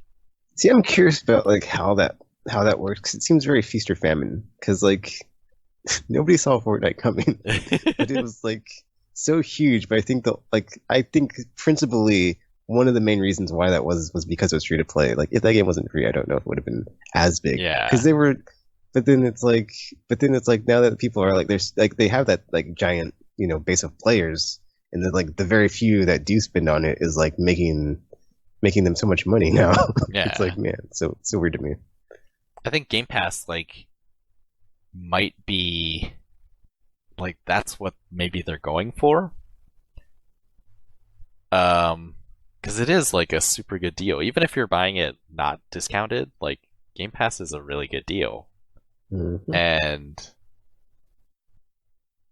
yeah, like maybe that is the point. And so if you limit it to just like one console, then it's like, well, you're not going to get the hundreds of millions of people that you need to pay a little bit per person to make all this worth it for everybody. I lost my train of thought. I had something else there, but I think I'm getting hungry. Should have eaten more before this. Yeah, I guess it kind of makes sense in that sense. Like, if they're deciding... Like, this is kind of like the route that Nintendo took with the Wii. Whereas, like, we could have gone down this same path where Xbox this generation would do what Sony did for the PS4. So it's like, making it very pro-gamer or not pro-game, but just like gamer-focused, and then having lots of exclusives, which it seems like is probably going to be the case because they bought all those studios. Like, that's sort of a different method, but it's sort of the same idea as with the PS4. It was really like big exclusives that really show off the hardware and stuff. But then now, with the Game Pass, I mean, you can sort of see Game Pass is similar to the value that PlayStation Plus was in the early days, where it really was like, 360, they charged for online gaming, and then all of those bonuses, games with gold and whatnot, those didn't happen till later. And it really was like PlayStation Plus in the beginning that was like instant game collection. You pay this small amount. I remember that, dude, because instant game collection was... I was like, dude, this is awesome. It was crazy. And so, like, Game Pass is kind of like the next that thing. Because they still do games for gold, right? Do they? Yeah. Yeah, they so do. It's like a separate thing, but like more. And it does feel like maybe they're, saying that there's not going to be exclusives for your next-gen console is like a weird thing to do. And then also, but then you have Game Pass, and so maybe Game Pass, that is the point. It's not about selling the console, which is like, that's why I think that this Series X thing is going to be really expensive, because they're not going to, they're leaving this fight behind and sort of trekking out into new waters in the way that the Wii did, except instead of going for cheaper ones, they're going for super expensive ones, which, they will give benefits to somebody, but it doesn't matter so much. Like, we don't have to sell that many of them because each one is $1,000, so we're making money on each one anyway, and then Game Pass is our real money maker now, so whatever we make on the new hardware is just a bonus. That is weird. Like, they turn it into a service machine. Yeah. Maybe. I mean, I guess I could see that because they do own Skype and they did like do a lot of stuff with the like the Blade or not the whatever it was called, like when you could split the like game and like whatever thing you're using at the same time The on picture Xbox One in early picture. on. Yeah, that thing. But they kind of like went away from that, so I'm wondering if they're gonna like bring more of that in or try to like incorporate more of the stuff that they already have I in actually, house or under their umbrella. I think no. I think that was the mistake with Xbox One, where they wanted to bring everything under one umbrella. I think, yeah, like I used to think it was sort of hubris, where they were just like, just like the PlayStation with PS3, it was just like, obviously people on 360 are going to buy Xbox One just because, that's like hubris. But I actually think maybe it was more of a like gamer, what are they called? Gamer tag thing. Gamer tags that started on 360, right? No, that was Xbox Duke era. But it was so it was a live thing Xbox when they Live, started yeah. live. Yeah, gamer tag. Like when you think about gamer tags, that is kind of like forcing every person who gets into your system to become invested in it. And so, you have your gamer tag and it had this associated score. And I think that they felt like that is how they lock people into the Xbox ecosystem. You have your gamer tag. You don't want to lose that. So obviously, if you have a 360, you're going to get an Xbox One. And if you don't have good internet or whatever, you can keep your 360. That was their argument back then. But yeah, I feel like people cared less about their gamer score than they thought they would. But with Game Pass, that's a different thing. I think people do care about their access to that library of games. And so maybe this time that is a better bet, maybe? Like, I don't think people care about their trophies that much either. I think they care a little bit more about trophies than Gamerscore, because Gamerscore just is uninspired. Like, once you get above a certain number, I think it's just like, whatever. Trophies, like, sounds a bit more tangible, but even then, it's just like, whatever. I'm playing stuff on Stadia now. So, yeah, I think Game Pass is their strategy moving forward. Although, yeah, I guess I feel like that gives PlayStation a sort of a window to maybe win another generation in a row, because now they very well can come out and say, check out this first party PS5 exclusive, only runs on PS5. I mean, that's how I feel, because like the way that they this, I mean, this hasn't been confirmed yet, like, but the whole like 2 years of cross-gen, it's like Yeah, because I already feel like out of the gate PS5 and PlayStation Switch are just going to be like swinging in front of the fences. Yeah, And just like they already have like stuff that's going to be like I can't wait to see what the launch titles are going to be, because it's like the hot rumor that I heard was like Horizon Zero Dawn 2, dude, was just like or like another Horizon game just is right around the corner. Like, knowing that is like, because that was my game of the generation, so it's like, dude, like, that could be really if crazy. that's true, it's like that's already an uphill battle for Xbox in my book. Because like, what do they have that's just like, yeah, like, I mean, that's whatever, that's a whole like other can of worms. But there's like, I mean, they've went and bought all these studios, but we have yet to really see anything. So I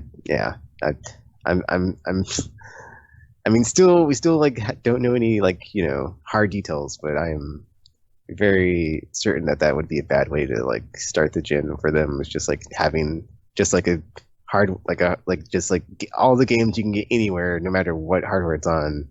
Because then it's like, well, why would I buy your $1,000 piece of hardware if I can play the same game on the old stuff? Ooh, ray tracing, big whoop. I mean, it does look really good, but it's like, is it enough to? Is it $1,000? Yeah, is it $1,000? It's like, how much is it worth to you? It comes down to that. It's like, not worth it. So for most people, anyway.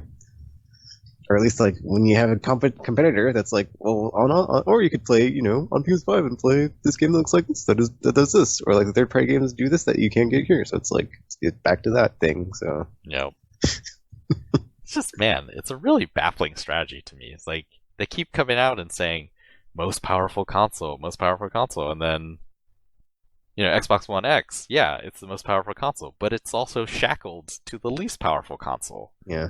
And then now you're saying Series X is, I mean, it seems like indications is that is going to be a more powerful console than PS5, but they're shackling it not to the low-end next-gen Xbox, they're shackling it to the current-gen low-end Xbox. Like, that is weird. Yeah, it's like why not just like cut yourself free from like all that baggage Yeah. in the start version?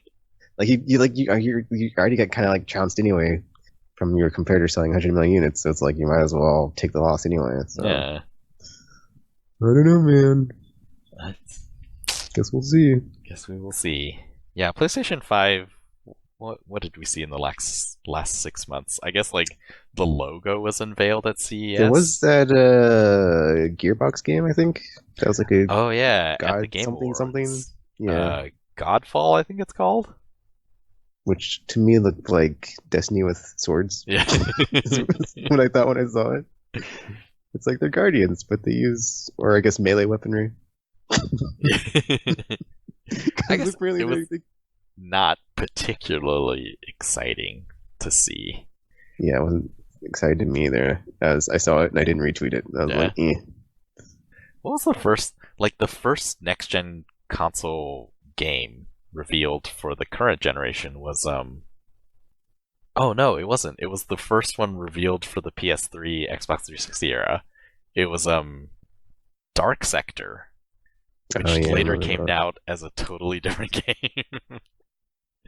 But I think like those assets were eventually used in Warframe, I guess. So, yeah, I don't know about Godfall. Also, is it a Gearbox developed one? I can't remember. You know what? It might be published by them and not Okay. developed. I could be wrong. Because it's like, is that a Borderlands or a I can't remember the name. Also started with a B.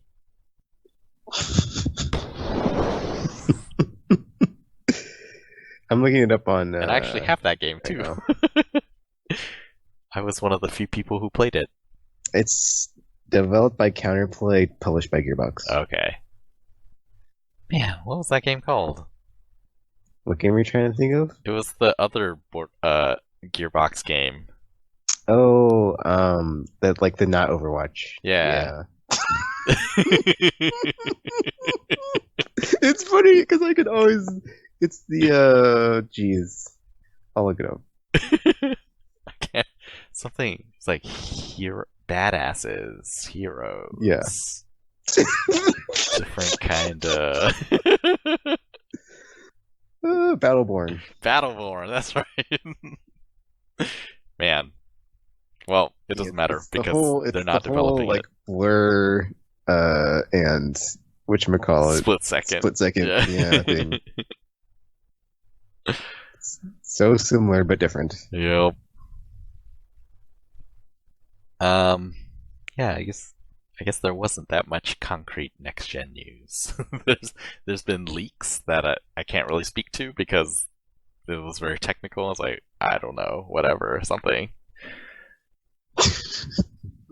Yeah, I guess at but- CS, the guy said something about soon or something. I don't know. I just know it from Gamer because he tweeted about it. And I Yeah, was he like, well, I said guess in the coming GD months. GDC maybe. Yeah. So it's like, well, February is I mean, when they they have to reveal the show PS4. something by GDC, right? Like, if they're going to be showing it to developers and I stuff. guess that's true. If Because it's coming I out wouldn't this trust them year. to like not leak things. I'm just Yeah. saying. And the press will be there, so it's like, that's not a safe bet. And then since they're not going to be E3 anyway, it's like might as well just do whatever. Oh yeah, I guess that's concrete next gen news. Like Sony not going to E3 for a second year in Man. a row. To me, that's a kiss of death because like to like have a new console coming out and like not be there, to not show it and unveil it like on a stage. I mean, sure, it's just like pomp and circumstance, but like that is like Yeah. tradition, dude. Like just to like see them do that is like I can't believe that. That's unprecedented, and I'm just like, wow, they can't believe they did it. I don't think they're gonna do like their own event though. I mean, I do, but it's like it's just not the same, man. It's not the same as like even if they do their own event, it's like it's not the same as like okay, and then like it'll also be E3 this year to like let the let the public get some hands on time, but since it's open to the public now, but that's just weird to me. Because like that was their announcement. I think they said they're not doing E3, but they're gonna be doing like hundreds of different consumer events around the country or around the world, I guess. I mean, they could also do those all in do E3 as well. It's like, hard to say. Their rationale was something like they don't like what E3, the direction of E3 or something. So I guess they did say that. Yeah. That statement was interesting. Who knows? Which from the plans of last year that like they showed for this year, like it looked very much like a like consumer propaganda worship. So, depending on what happens at this year's E3, they might actually be right. And like, well, I'll be like, you know what, E3's garbage this year. I can see why Sony didn't go. But it's all Nintendo's fault because like they started with the Nintendo Direct and like we're not going to have our whole thing every year and just do it this way. But I mean, that being said, it's worked. Yeah. The technology that we have is like now just beam it right to you instantaneously. Yep. So you don't need the middleman anymore. But we can't get the demos for some reason. So I know. I mean, the Game Awards did that thing on the PC thing, but only on the PC. So yeah. What the? I think it's coming someday. I don't know who's gonna do it first, but yeah, like streaming developer demos, just sort of like not really. Maybe PlayStation will, Tropical. Yeah. Maybe that's their plan. Yeah, that would be fantastic. PlayStation Live is the thing. You could actually like play PlayStation 5 game demos on your PlayStation 4. That'd be crazy. Ooh, yeah, and it's like an early build too, so it's not like all polished up. It could happen. The technology I would be exists. fine with that, even They if could there's do like it. a 24 like point font at the bottom of the screen that says "work in progress" the Yeah. entire time. I'm completely fine with that. That would be something. I don't know. I hope so. Yeah, I don't know. What else has happened in the past 6 months that was worthy of discussion? Game Awards delays. I think it was really cool because like we stopped. I think it was like a few weeks after E3, or maybe 1 week after E3, and then then we stopped recording the podcast, and I was like just like not sure what was gonna happen, and I was watching you guys, and like RPG is you both have Facebook pages now for your, I guess, fan community. Is that what that is? I don't know what I'm doing, Tropical. I'm just following the guidelines. That's like you should do this thing, and it's like fanning or like community engagement, blah blah blah. And I was like, I mean, I wasn't going to, but then I was using the Streamlabs thing, and it was like sent me some link, and I clicked it, and it sent me to Facebook, and I was like, I guess I'm doing this. But then it's funny because it was for like streaming, and then like the stream on Facebook, you have to pay them, and I was like, so I'm never going to use this in like the context it's supposed to be used in, but whatever. So that was like before I knew that was a thing, and then I was just like building it, and I built it, and it was a thing. So yeah, whatever. I was just like, oh, so it's solo project time. And then I was like, oh, I have to put content out for this. And I was like, I guess I'll just theme it like everything. And every day can be a new thing. But then I didn't make everything for every day. So there's still days of the week I don't have to do things. It's great. Yeah, so that was pretty fun. And then I guess I didn't do a solo project. I was just like, well, I guess now I have free time. And I started doing like, well, they made me vice president of the PTA. And I was like, I don't know if that's smart because I don't know anything. It turns out, I guess nobody knows anything.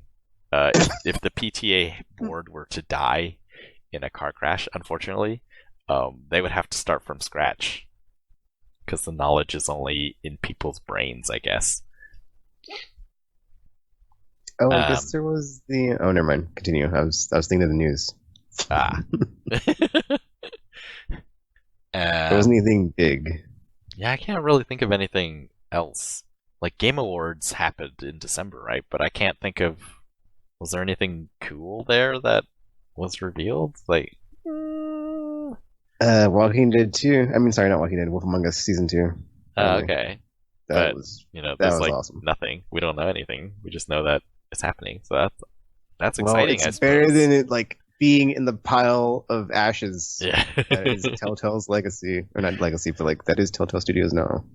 It was also they re-released the Enemy Within, the Batman one, with a different shader. Oh yeah. I was like, okay, so now it's black and white. Didn't they also like in that time I think they like announced the release date and then delayed The Last of Us Part 2? Cuz it was February and it got delayed in I think so. May. And that trailer, oof, man. I forget how intense that game is. I cannot wait. It's gonna be exciting. I'm very behind on gaming. Like I didn't get Shadowkeep, and I didn't get Iceborne either. And then I didn't get I think Death Stranding and Jedi Fallen Order were like the last games that I bought. And so I'm missing out on all of the community games right now. Did we also break before the whole surprise mechanics controversy?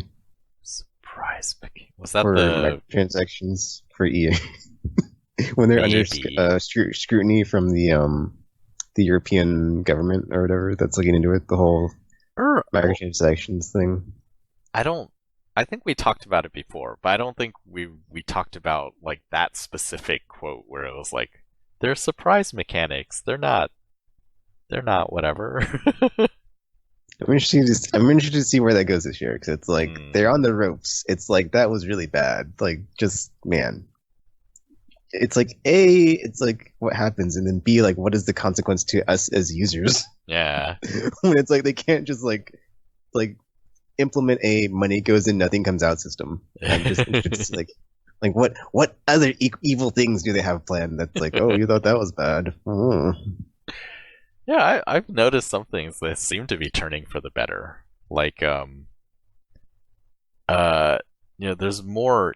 There are more mobile games that you can just outright buy now, which is great. Like for a while, it really was. Nope, we won't let you buy them. We need you to download it for free so that we can continuously try to sell you stuff forever. And if you don't buy any of that stuff, we have ads that run after every single level. And it's just like. It is weird to actually try experience. Because like in that vein, I feel like in the AAA space, it's kind of getting into like a really bad like pay forever cycle, as far as like, in ye olden times, or like, in the not in the long ago, but like, it just seems like recently, we were in this whole model of like game sequel, maybe some DLC sprinkled in there somewhere. It's like, some like unspoken terms that we've agreed to, like, this is the way, Mandalorian style. And like, we've gotten into like a whole like, game has add-on, and like just, but then it keeps getting added onto, and there's like no season pass to get all the add-ons, and so it's just like the inflated cost of a game, and like it never goes down. It's like you pay forever. Yeah. It's just, which is like why I'm very hesitant to buy any Nintendo game, because they've started doing that too, which is very dangerous, because they never drop price, and it's just like, I don't know where this is going. This is very scary. Did you see like they announced DLC for Shenmue 3? I did not see that. Some sort of I saw it on a Japanese website, so I don't know if it's been announced here, but it was like DLC 1 and some sort of, I forget the title, but it was something like, it felt like it was like a combat add-on or something. Because that's like my huge thing with fighting games now, is like, if I get the season pass, it's like it's only good for 1 year. Yeah. And it's like a season is literally a season, and it's like, wait, I did not. Wait, what? I mean, so that's like, cool. All the new now characters that in Tekken 7 is like, I'd like to have them, but it's like, it's like, I wish there was like a implementation of like the fight money system in Street Fighter 5 across all the games now, because it's like, I don't want to keep paying every year. It's like, do I want to keep supporting the game? Yes, but it's like at some level, this is like if you look at the numbers, I have paid this much for this game over this amount of time, which is I guess it's nice to get like the continual support and development of the game, but it's like I don't know, man. That's really pushing the limit of like That's really been like Ubisoft, right? How much money can they extract from the user, and like how much are they going to mine it, and like how bad is this going to get? Because I foresee this not going very good for us. Yeah, Ubisoft was I think most of their games this generation have been like Steep, the snowboarding game. That's still going on. I think you can still buy new seasons. And like Rainbow Six, you can buy new seasons. And what was that game? For Honor, I think there's like new seasons. And there was like a ton of seasons for Ghost Recon Wildlands, I think. And then like they're just doing it with every single game that they have. Yeah, it's weird because like you've got like premium games with premium pricing, but then they've like adopted the whole like freemium style of like, well, now that you've bought the base game, just keep paying us money all the time. It's like whoa. Yeah. Or it's like, on the Japanese side, you can still see like traditional stuff of like, Devil May Cry 5 or Resident Evil 2, like those specific examples where it's like I get like the game, and then they added like new stuff later on that was free, like the extra survivors, and then like Devil May Cry 5 added the Bloody Palace DLC that was free, so that was pretty cool. So it's like, why can't we, make peace and or like somebody figure this out? I don't want to be exploited for my money. I wonder what the ideal model is for both sides. It's like, I think the expansion system works though, because Iceborne is like worth it. It's like every penny I spent on Iceborne was like, I do not regret. It was just like, because like the amount of content, A, and then B, they keep adding on and like not charging for like stuff. So it's just like, it's kind of like the base game where like, they had stuff they added on with like other Elder Dragons, and then the expansion comes out and they keep adding on top of it. So it's like, that's a model I'm cool with, I guess, is like if you have like a game that gets like an expansion / sequel. Well, I guess not a sequel, but like I think the expansion model works because it's tried and true anyway. Because it's like something from PC era back in the day. Yeah. And like to like have that now and then like expand upon it like they've done with Iceborne is like a good model, or you can just like have the game and like have some sort of roadmap, even though I hate roadmaps and like that whole thing. But like it's better than just like the whole here's a season, here's another season, here's another. It's like whoa. So you're telling me. It's weird because like in my brain I'm like I'm kind of like divided because it's like I kind of would rather get, if it's a game I really like new season of content every year, but then it's like you're not going to get like another sequel for who knows how long. But then it's like I guess it's better than like waiting in between the installments and like not having anything. So it's like it's hard to find the middle ground there. Yeah. It's like interesting. But if you want to like drive engagement and have like a bunch of microtransactions like a Street Fighter 5, you could still like have some sort of. I mean, that one hasn't. Street Fighter 5 is like a weird thing too, because it's like I want to get that new thing that they have that you can pre-order to get like all the stuff, but it's like technically I should have all that stuff already, but like your fight model or fight money system is terrible, so I don't. So I don't really want to buy this and get all this other stuff that's like coming with it. So it's like, because then I just spent like what $80 on like all that. It's like, I mean, I'm not gonna argue if it's worth it or not, but it's like, if your premium fight money system that you had in the first place wasn't terrible, I would have been able to just play the game and get it all free and like I don't know. It's the whole thing. Maybe we'll figure it out. Maybe we won't. Who knows?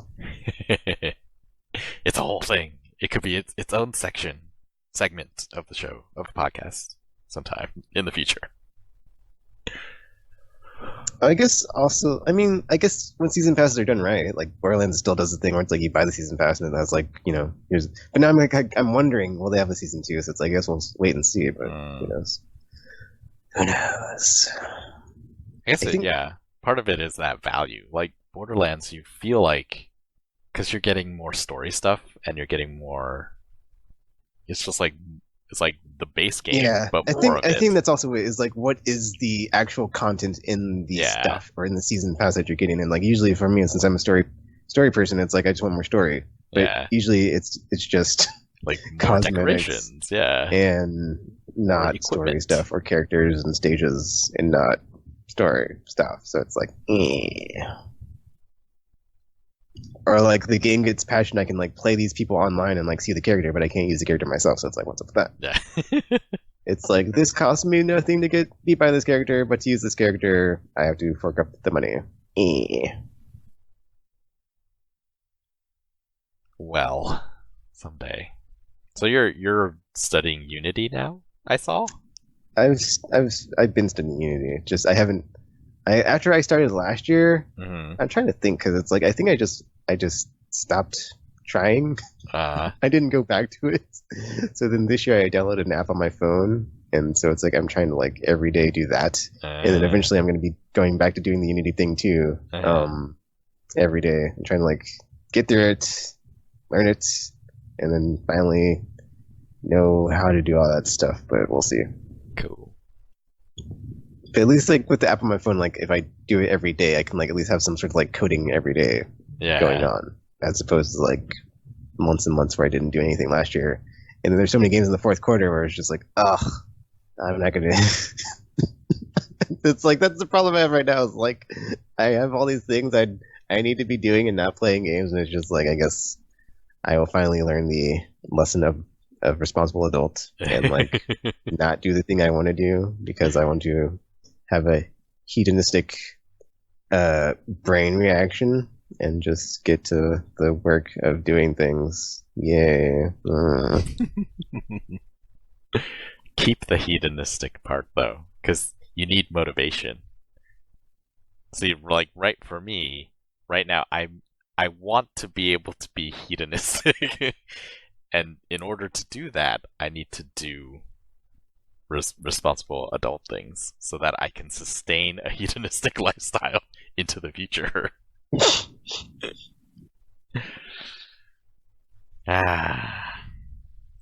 Oh, was that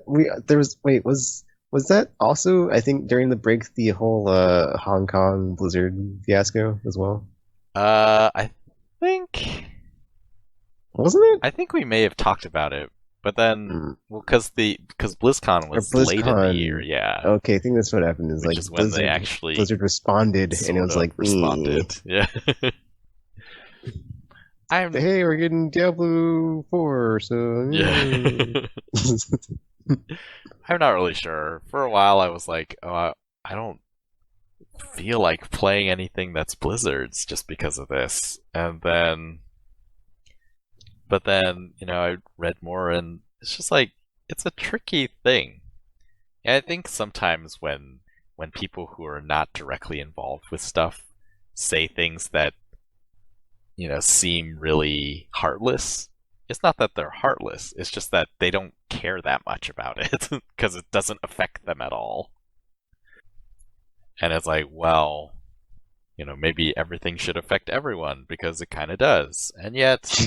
It's like, people, you have different people are people. Stuff happens. They make mistakes. Regardless of what the reasons. Like, I don't know.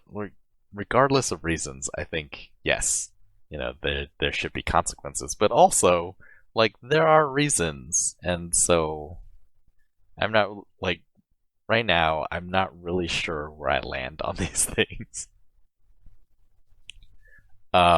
Recently in the darkest timeline because of all the stuff. It's just sort of like,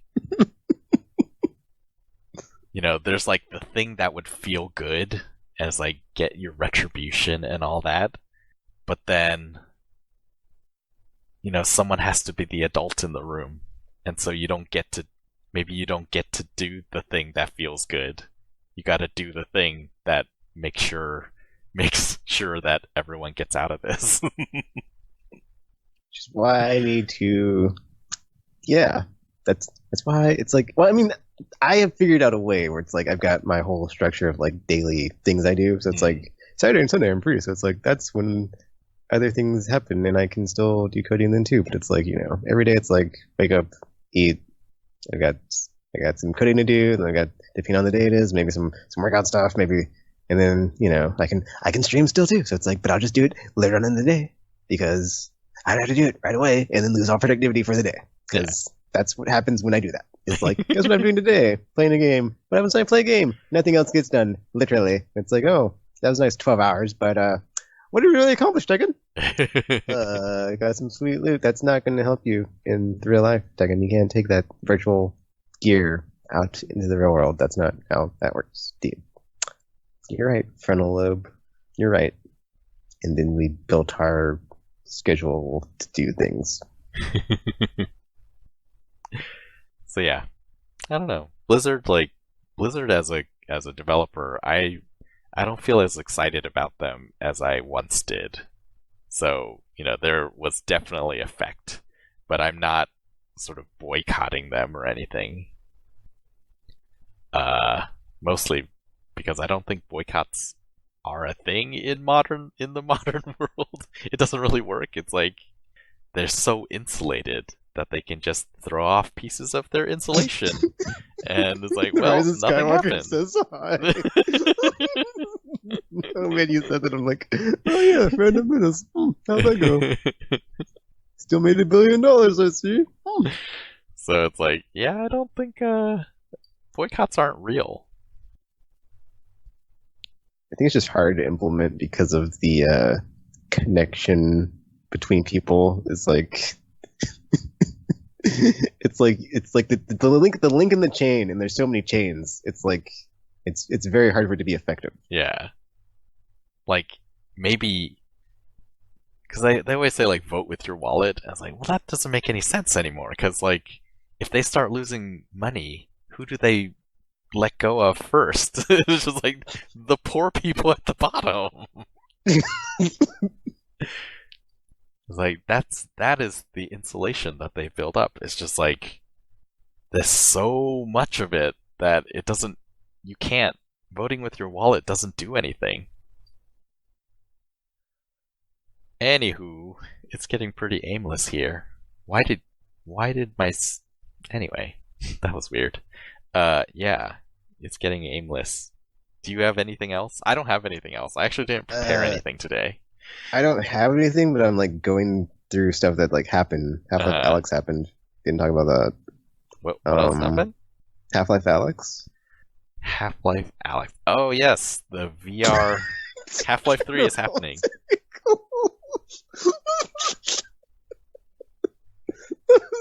Somebody like repeated to like remember. You're like, oh. I feel like this is more of something that Gamer would have had something to say because Yeah. he was really into it, and I have not played through all. There's like maybe like 10 seconds in, there's like a head crab, and I'm like, nope, I'm not playing that. So especially like the way it's presented, as like just jumping out at you. It's like, no, It's gonna be good. pretty freaky. Do you think it's gonna sell VR headsets though? Not on like a scale that is like, oh man, we just did millions and millions of units. I mean, it could, but it's like I'm skeptical. Yeah, I guess like they really haven't shown that much of it, so it's hard to say if it's gonna be sort of this revolutionary experience that everyone who tries it is like, oh my gosh, you have to try this thing.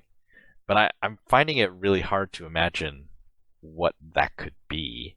VR in itself, like if you're the type who tries it, I do think like if you try, a lot of people who I've shown VR to, they were like, oh my gosh, like this is really cool, and they went out and got one.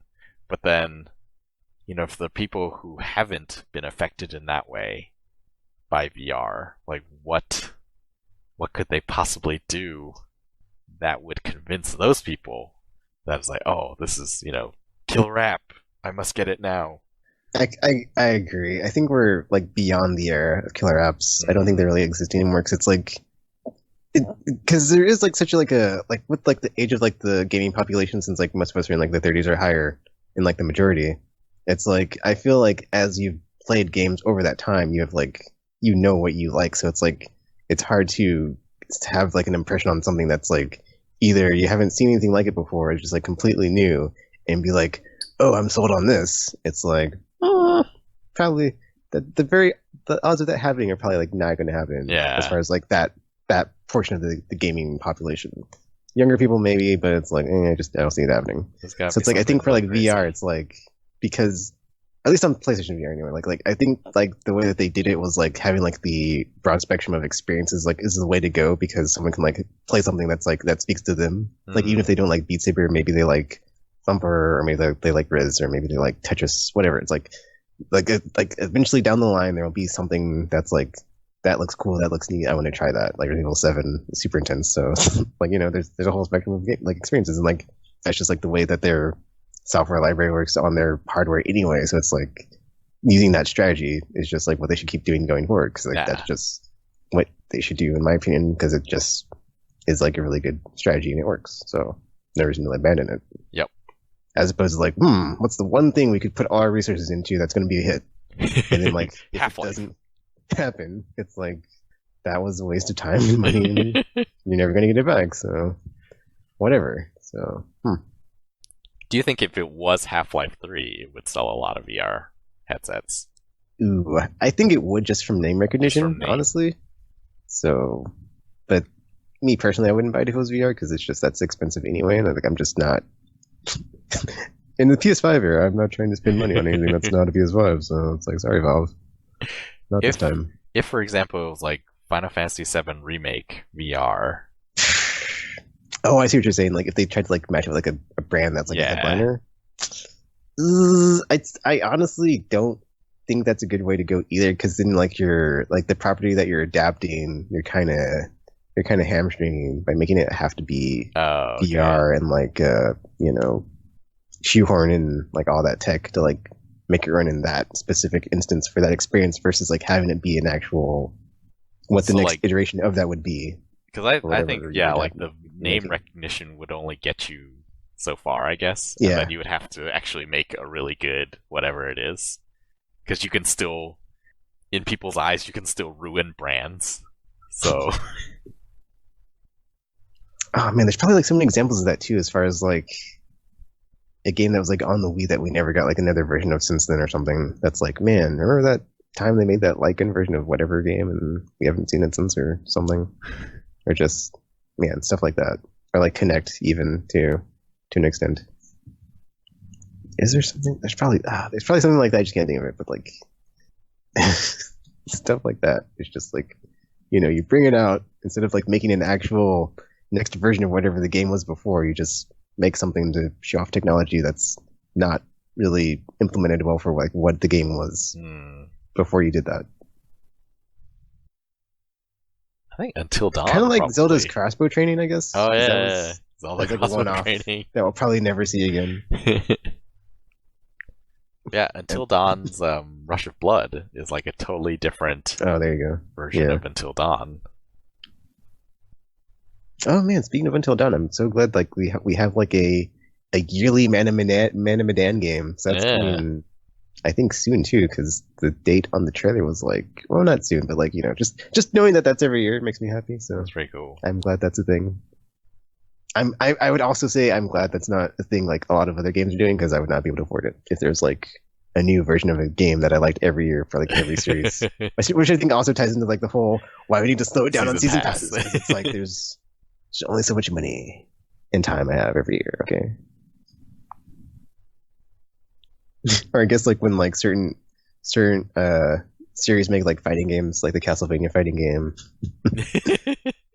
So yeah, that happened on the Wii. So stuff like that. That's kind of weird. And I don't. It's like, yeah, when was like the last actual Castlevania game? That was not that one. We used to get them all the time on the DS, and that stopped being a thing. So at least there's Bloodstain now. So yeah. Man, Konami. Just it's so weird because like I still like just despise them. Even like I'll see like the Zone of the Enders second runner like thing on sale and just like want to buy it, but be like I can't do it. So it's so weird. Look what they've done. Like, and then like they put out that like terrible Contra Switch, or not Switch, but like that whatever the version, like, the Neo Wave or whatever that it's called, like the most recent version of Contra that's 3D and like just not good. I ordered it for rental, but it hasn't gotten here yet, which is insane. So I will see it. It will be crazy. I mean, the only other news thing I can think of is like all the Pokemon being added back into the Switch version that people were like angry about before, but now it's like paywalled. So ha ha ha. Or I guess not ha ha ha, but like, you know, for me I think it's funny just because I wasn't gonna get the game anyway, but then it's kinda like they did kind of solve it, but not in the way that you would have wanted if you had to pay money.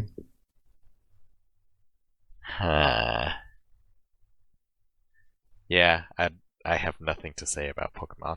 I haven't played the new one. And I never played any of the old ones, so the Pokedex thing, I'm just like, whatever. I didn't even know that they came with all of them in the past ones. Wasn't there something about like Ubisoft saying after Ghost Recon Breakpoint just like tanked that they said something. I can't remember the statement specifically, but I think they said something about like they would pull it on microtransactions. Yeah, they're gonna like retool it, and then it was gonna be totally different or something. Okay. So RPG's back. Yeah. I'm back, I think. You know, it wouldn't be a podcast without 20,000 technical difficulties. So, you know, life. But yes. Are there any games you want to talk about that you've been playing RPG? Because we're kind of just like wrapping it up in the new segment. Oh my goodness, I missed the whole podcast already? Yeah. Like, I mean, we've been here, this is 2 hours and 40 minutes already. I didn't know you guys were going to keep going without me. It's not very nice. It's not very nice at all. Well, it's been 6 months RPG. That's like half a year. So, you know, we got plenty of material. And I didn't talk about my last year games except for Iceborne. So, and Death Stranding because Tropical brought it up. So, Brilliant Tropical. Nah, it's fine. It's all fine. It's all fine. No, the only thing I really played was Iceborne anyway, because most of the games I bought last year I didn't play, so... That's hilarious, because I'm like, I wonder what RPG played, because like, usually he's like, oh, I didn't have time to play anything. I didn't. I really only played Spoiler Iceborne. alert. So. That's great. It's like plot twist RPG wasn't really playing anything, so, you know. I mean, it's like, it's not my fault, though. It's not my fault. If you look at his tweets on Twitter, he's all like lusting over games. It's like, I can't wait for this to come out. I know, but that's the sad thing. It's like Persona 5 Royale. So many games I should not be getting because, you know, I have so many things I need to finish. But here we are. Here we are. So there's But yeah. Eventually I will play stuff, and when I do, it'll be great. But I'm sorry, I didn't play anything. Is there any cool Game Awards or Next Gen stuff that you saw during the break RPG?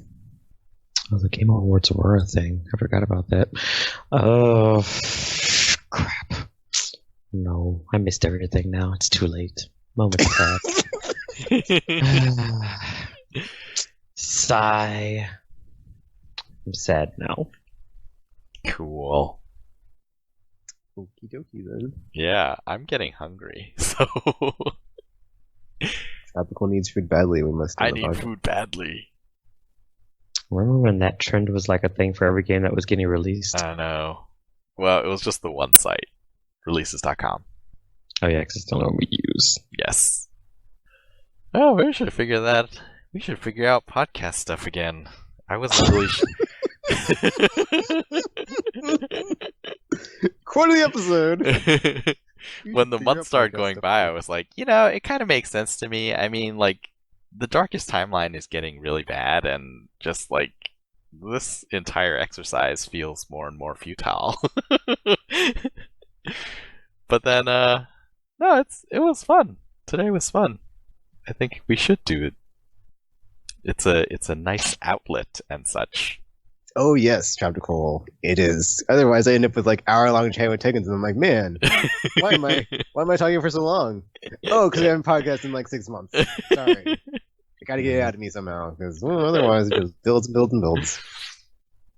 Yeah, all the Stadia stuff. I was like thinking in my head, and I was like, I have no one to tell this to. Nobody cares. No one to tell this to. Sorry, Tropical. Sorry. We let you down. Well, so I guess we'll figure this out. But it's gonna be. Are we streaming? I'm not streaming. Okay. Never mind. Nobody's hearing this live. Yeah, he didn't believe that anybody. He thought everybody was going to be at work. Unless we are. Oh, yeah, Just that's true. clicked on something and it did something. I don't know. Anyway. But yeah, so, like, we'll figure this out. And you'll be hearing more podcasts. Hooray! So I won't even tell you to subscribe or follow or whatever, because I don't remember all the stuff that I'm supposed to say right now. Good job. We'll add it in post. Already. And then, yeah. It's escalating, guys. It's already Anything to say before we sign off, RPG? I'm sorry I missed the entire podcast. Anything to say before we sign out, Tropical? Technical problems. Means Okay, we're back. so yeah. Until hopefully next week, Aimless Babble Z. And I'm Shitty Simple signing off. And we're now, until you see or hear from us again, signing off.